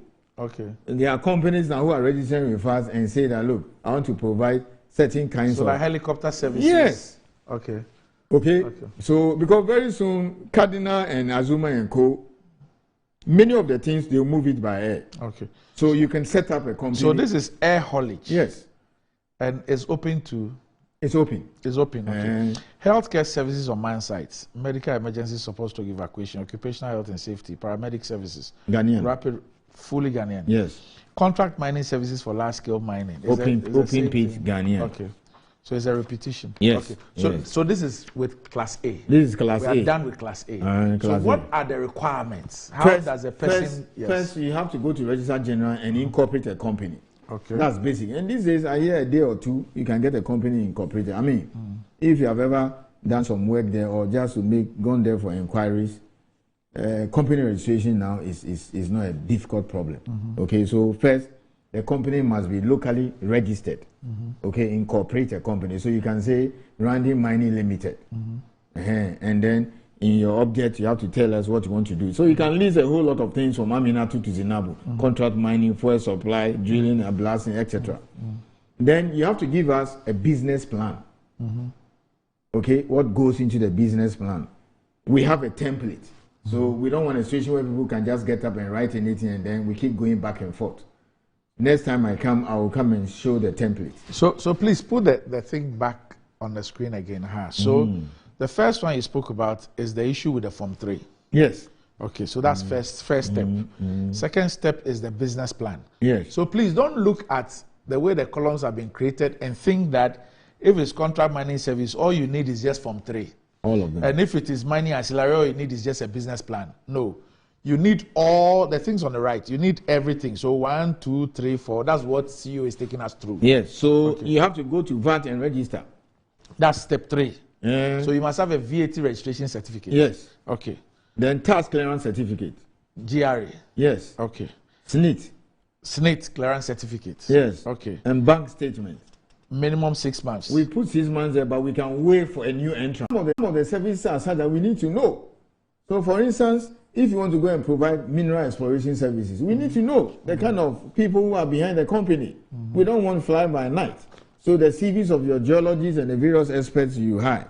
And some of the services are so specialized that we need to know those who are going to undertake the tax for you. So the CV of the key staff is dependent on CEO, which area. Yeah, which area I want. We request for it. So if it's a key staff, what are you talking about? So the CEO, the manager, and then the technical people. Okay. Those are the key staff. So, for example, if you say who are the key staff for Minerals Commission, myself, my deputy, the Chief Inspector of Mines, Director of Small Scale, Director of Policy, Director of Finance. These are the key staff for the nearly 400 Minerals Commission staff. That's the kind of thing I'm talking about. And then, depending on the services, we might even go further that we will need certain categories of persons on board because it's a specialized area.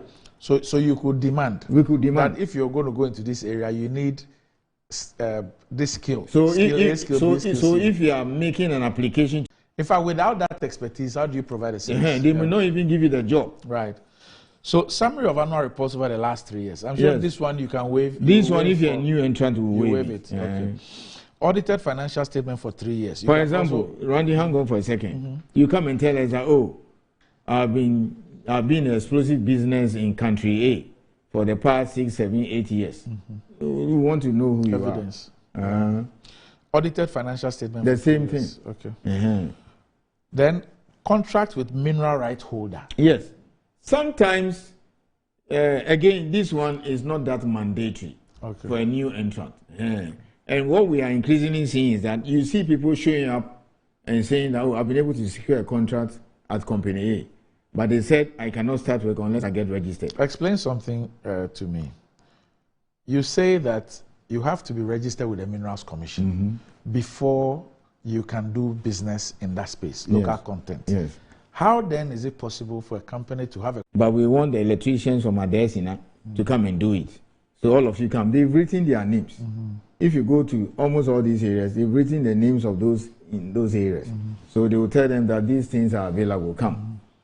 So when they come, they say, okay, these things are available. We're going to give it to you. But go and get registered at Mincom first. That's what I mean. Okay. Then there's the application form. Of course, which is online. Which must actually be the first thing. You have to download the application form first. No, the application is online. Yes. Then you pay the fee. How much? For class A. Class A, the application form is $250, CD equivalent. $250. Yes. For the application form. And then the processing is $500. Yes. So when you provide all these documents, yes. When you provide the document from Registrar General, you show us evidence of your VAT certificate, you show us evidence of your tax clearance certificate, your SNIT, bank statement when necessary, CV of key staff, annual report when necessary, audited accounts when necessary. Then now you have to go online. You understand that? You can do these things over the weekend. So if you get all these documents and it's around 4:30 p.m., you don't need to rush and come to Minerals Commission. You can sit in your house, Saturday, upload the documents. And you get an acknowledgement that it has been received. And it will be forwarded to an officer, even before Monday. So they do two things. They go through it to see whether or not you have all your documents. If you have all your documents, then they can now go to the review stage. If you don't have some of the supporting documents, we will write to you. So it's like you query the documents? Yes, everything has been brought, but we don't have the CV of your key staff, so submit. That is it. And if your business plan and all your supporting documents are okay, you can get registered from anything from 1 week to even 2-3 months. A lot depends on you. Okay. Yes. So let me try and do a quick recap. For Class A services, we are talking about contract mining services for large-scale mining. We're talking about mining and ancillary construction services or works. Example, construction of tailings dam. Mineral assay laboratory, that's where the testing is. Yes. Drilling and blasting. Mining consultancy services. It could be legal, it could be financial, it could be whatever. Mineral exploration services. Yes. And this one is also open. Then we have the supply of mining equipment and spare parts. So there's a company called Liber. Yeah, they register with us and they provide all these huge, massive equipment, car tie, That's the name of a company to the mines. The manufacturing of explosives. Yes. Fabrication and manufacturing of mining equipment and accessories. Air haulage. Healthcare service on man sites, medical emergency support, stroke evacuation, occupational health and safety, paramedic services, rapid response. So hang on. So let's stay on the healthcare there. Yes. So a group of doctors or just an entrepreneurial person, you don't need to be a medical doctor. Because that is an area preserved for Ghanaians now. And you say that 100% Ghanaians. Yes, 100%. You can't provide medical services on the mine side if you are not, 100%, yes. So you can come and register, supply all these things. And then he will say that, let's say, okay, McDan, he has some aircraft and some kind of he can say, so you don't need to have everything available. So he can say that, okay, Newmont, if you give me a contract for the transportation of register and rely on other third parties to support your service. Okay. Yes. Okay. Then contract mining services for large scale. So again, mineral exploration, the geologist that you'll be providing his CV, he doesn't need to be your full-time employee. Staff, yeah. He could be freelance. He's on his own. Yes. But he's giving his CV to you to get registered. So when you get a job, let's say at Newmont says, oh, come and explore this property for me. He will come and do it for you or write the reports for you. Yeah, so freelance, we accept the CVs of freelance. Okay. So once we found the services, the required documents, you need a company registration document. That's certificate of incorporation, certificate to commence business, and company regulations. That's known as a Form 3. Then you need a business plan, then a VAT registration certificate, then a tax clearance certificate, then a SNIT clearance certificate, then a bank statement. Where necessary. Yes. Normally, new entrants, you might at least open the account. What you waive will be the 6 months. Yes. Okay. But there must be proof of a bank account. Yes. Okay. Then CV of key staff. Then summary of annual reports for the last 3 years. That is also that comfort letter. Okay. Because maybe if Newmont or Goldfield says that, look, I'm going to give you some services so that you transport certain things for me. You've registered. Clarify this for me.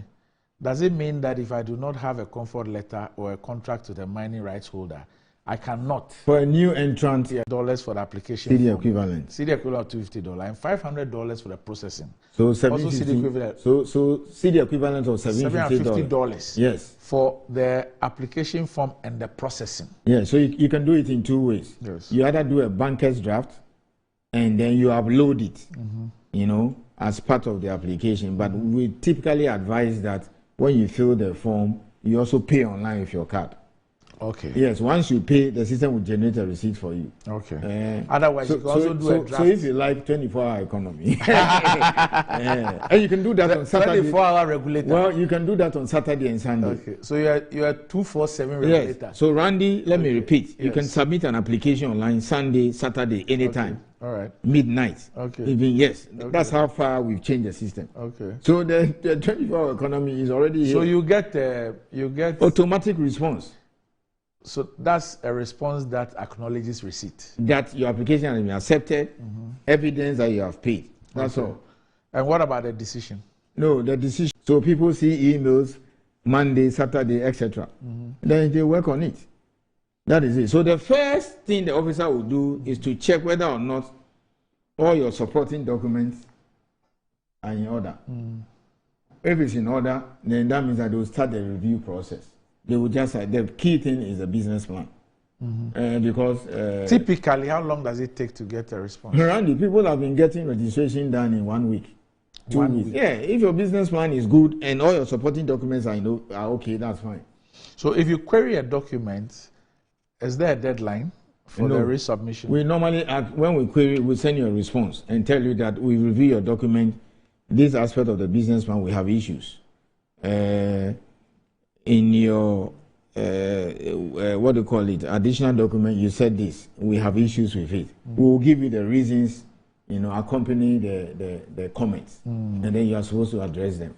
We normally don't tell you within 1 week or 2 weeks or 3 weeks. Support service is different. We throw it back to you. And everything is perfect. It's fine. I've paid the $750. I've submitted all the documents. We make an offer to you. Okay. Now everything is okay.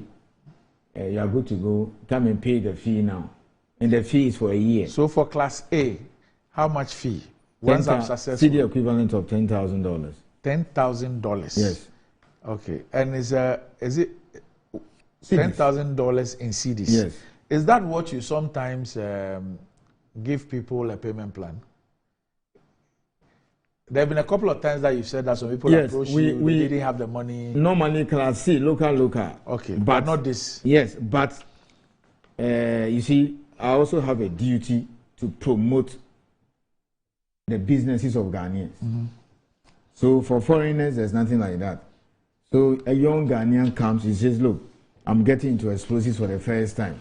I want to import and supply ammonium nitrate to the companies. Particularly where he's been giving some comfort letter or, you understand that, he says that, look, I paid the registration, I paid, and he will lose a job.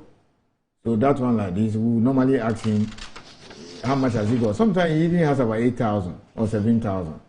And then we will pay that, get him registered, and then we will ask him to pay the rest a month or two. It depends on how much, what do you call it, payment, the nature of the payment plan. I mean, if he pays 8,000, we could as well tell him that within a month or two. And sometimes, once he's paid mobilization, they come and pay. Yes. So, for Ghanaians, new entrants, we have that flexibility for them. Not somebody who has been in the business. So, if you are renewing, we don't give you that flexibility. It goes to the new entrants, and we know. And it's for a year.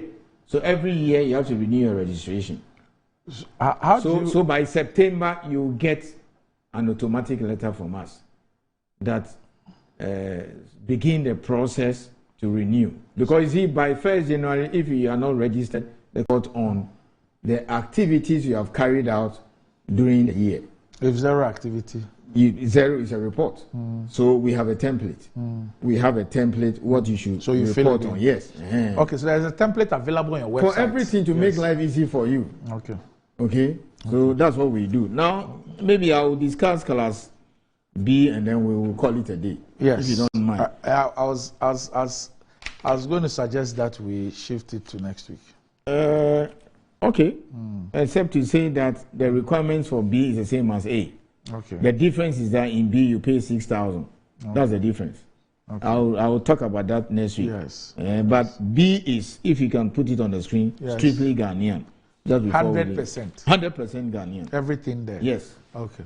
All right. So just put the class B on the screen for as a teaser to next week, where we're going to look. And in the class B, there's nothing like foreign participation. It's 100% Ghanaian. So that's what you're seeing up there on your screen. Is strictly Ghanaian, 100% Ghanaian. There the fee is 6,000. Yes. So we'll get into the details of this next week, and then Class C as well. So there's this Class B and there's a Class C that we'll also look at. So let them get their questions ready. Yes. Here people have a lot of issues. Yes. That if I have this, can I do this, etc. So they can line up their questions. So please, you can send your questions on on Facebook. You can send them on YouTube. You can send them on X. You can also send them on the WhatsApp line. The producers will put all the questions together. And then next week, so you see all the platforms that you see there. So that's the WhatsApp number on the screen. Then you have the other platforms. So the other handles. You can send all your questions to the Minerals Commission CEO, Mr. Martin Ayisi, whether it's about Class A, Class B, or Class C, how a Ghanaian can participate, the fees, the requirements, all the questions that you have, you can send them, and the producers will put them together. Next week, Thursday, I will put your questions to Mr. Ayisi, and then you get your answers on the show as well. So, Mr. Ayisi, thank you. Thank you once again for coming. Before we go, let me say a big happy 40th birthday to you, Na Koklu Afote, popularly known as Na KK. So today is your 40th birthday, Na Koklu Afote of Nungwa. Happy 40th birthday to you from your sisters, Patience and Mabel, and of course the Afote and Odai families of Nungwa and all across the globe. So happy 40th, Na KK, Na Koklu Afote. Up next, Metro Sports.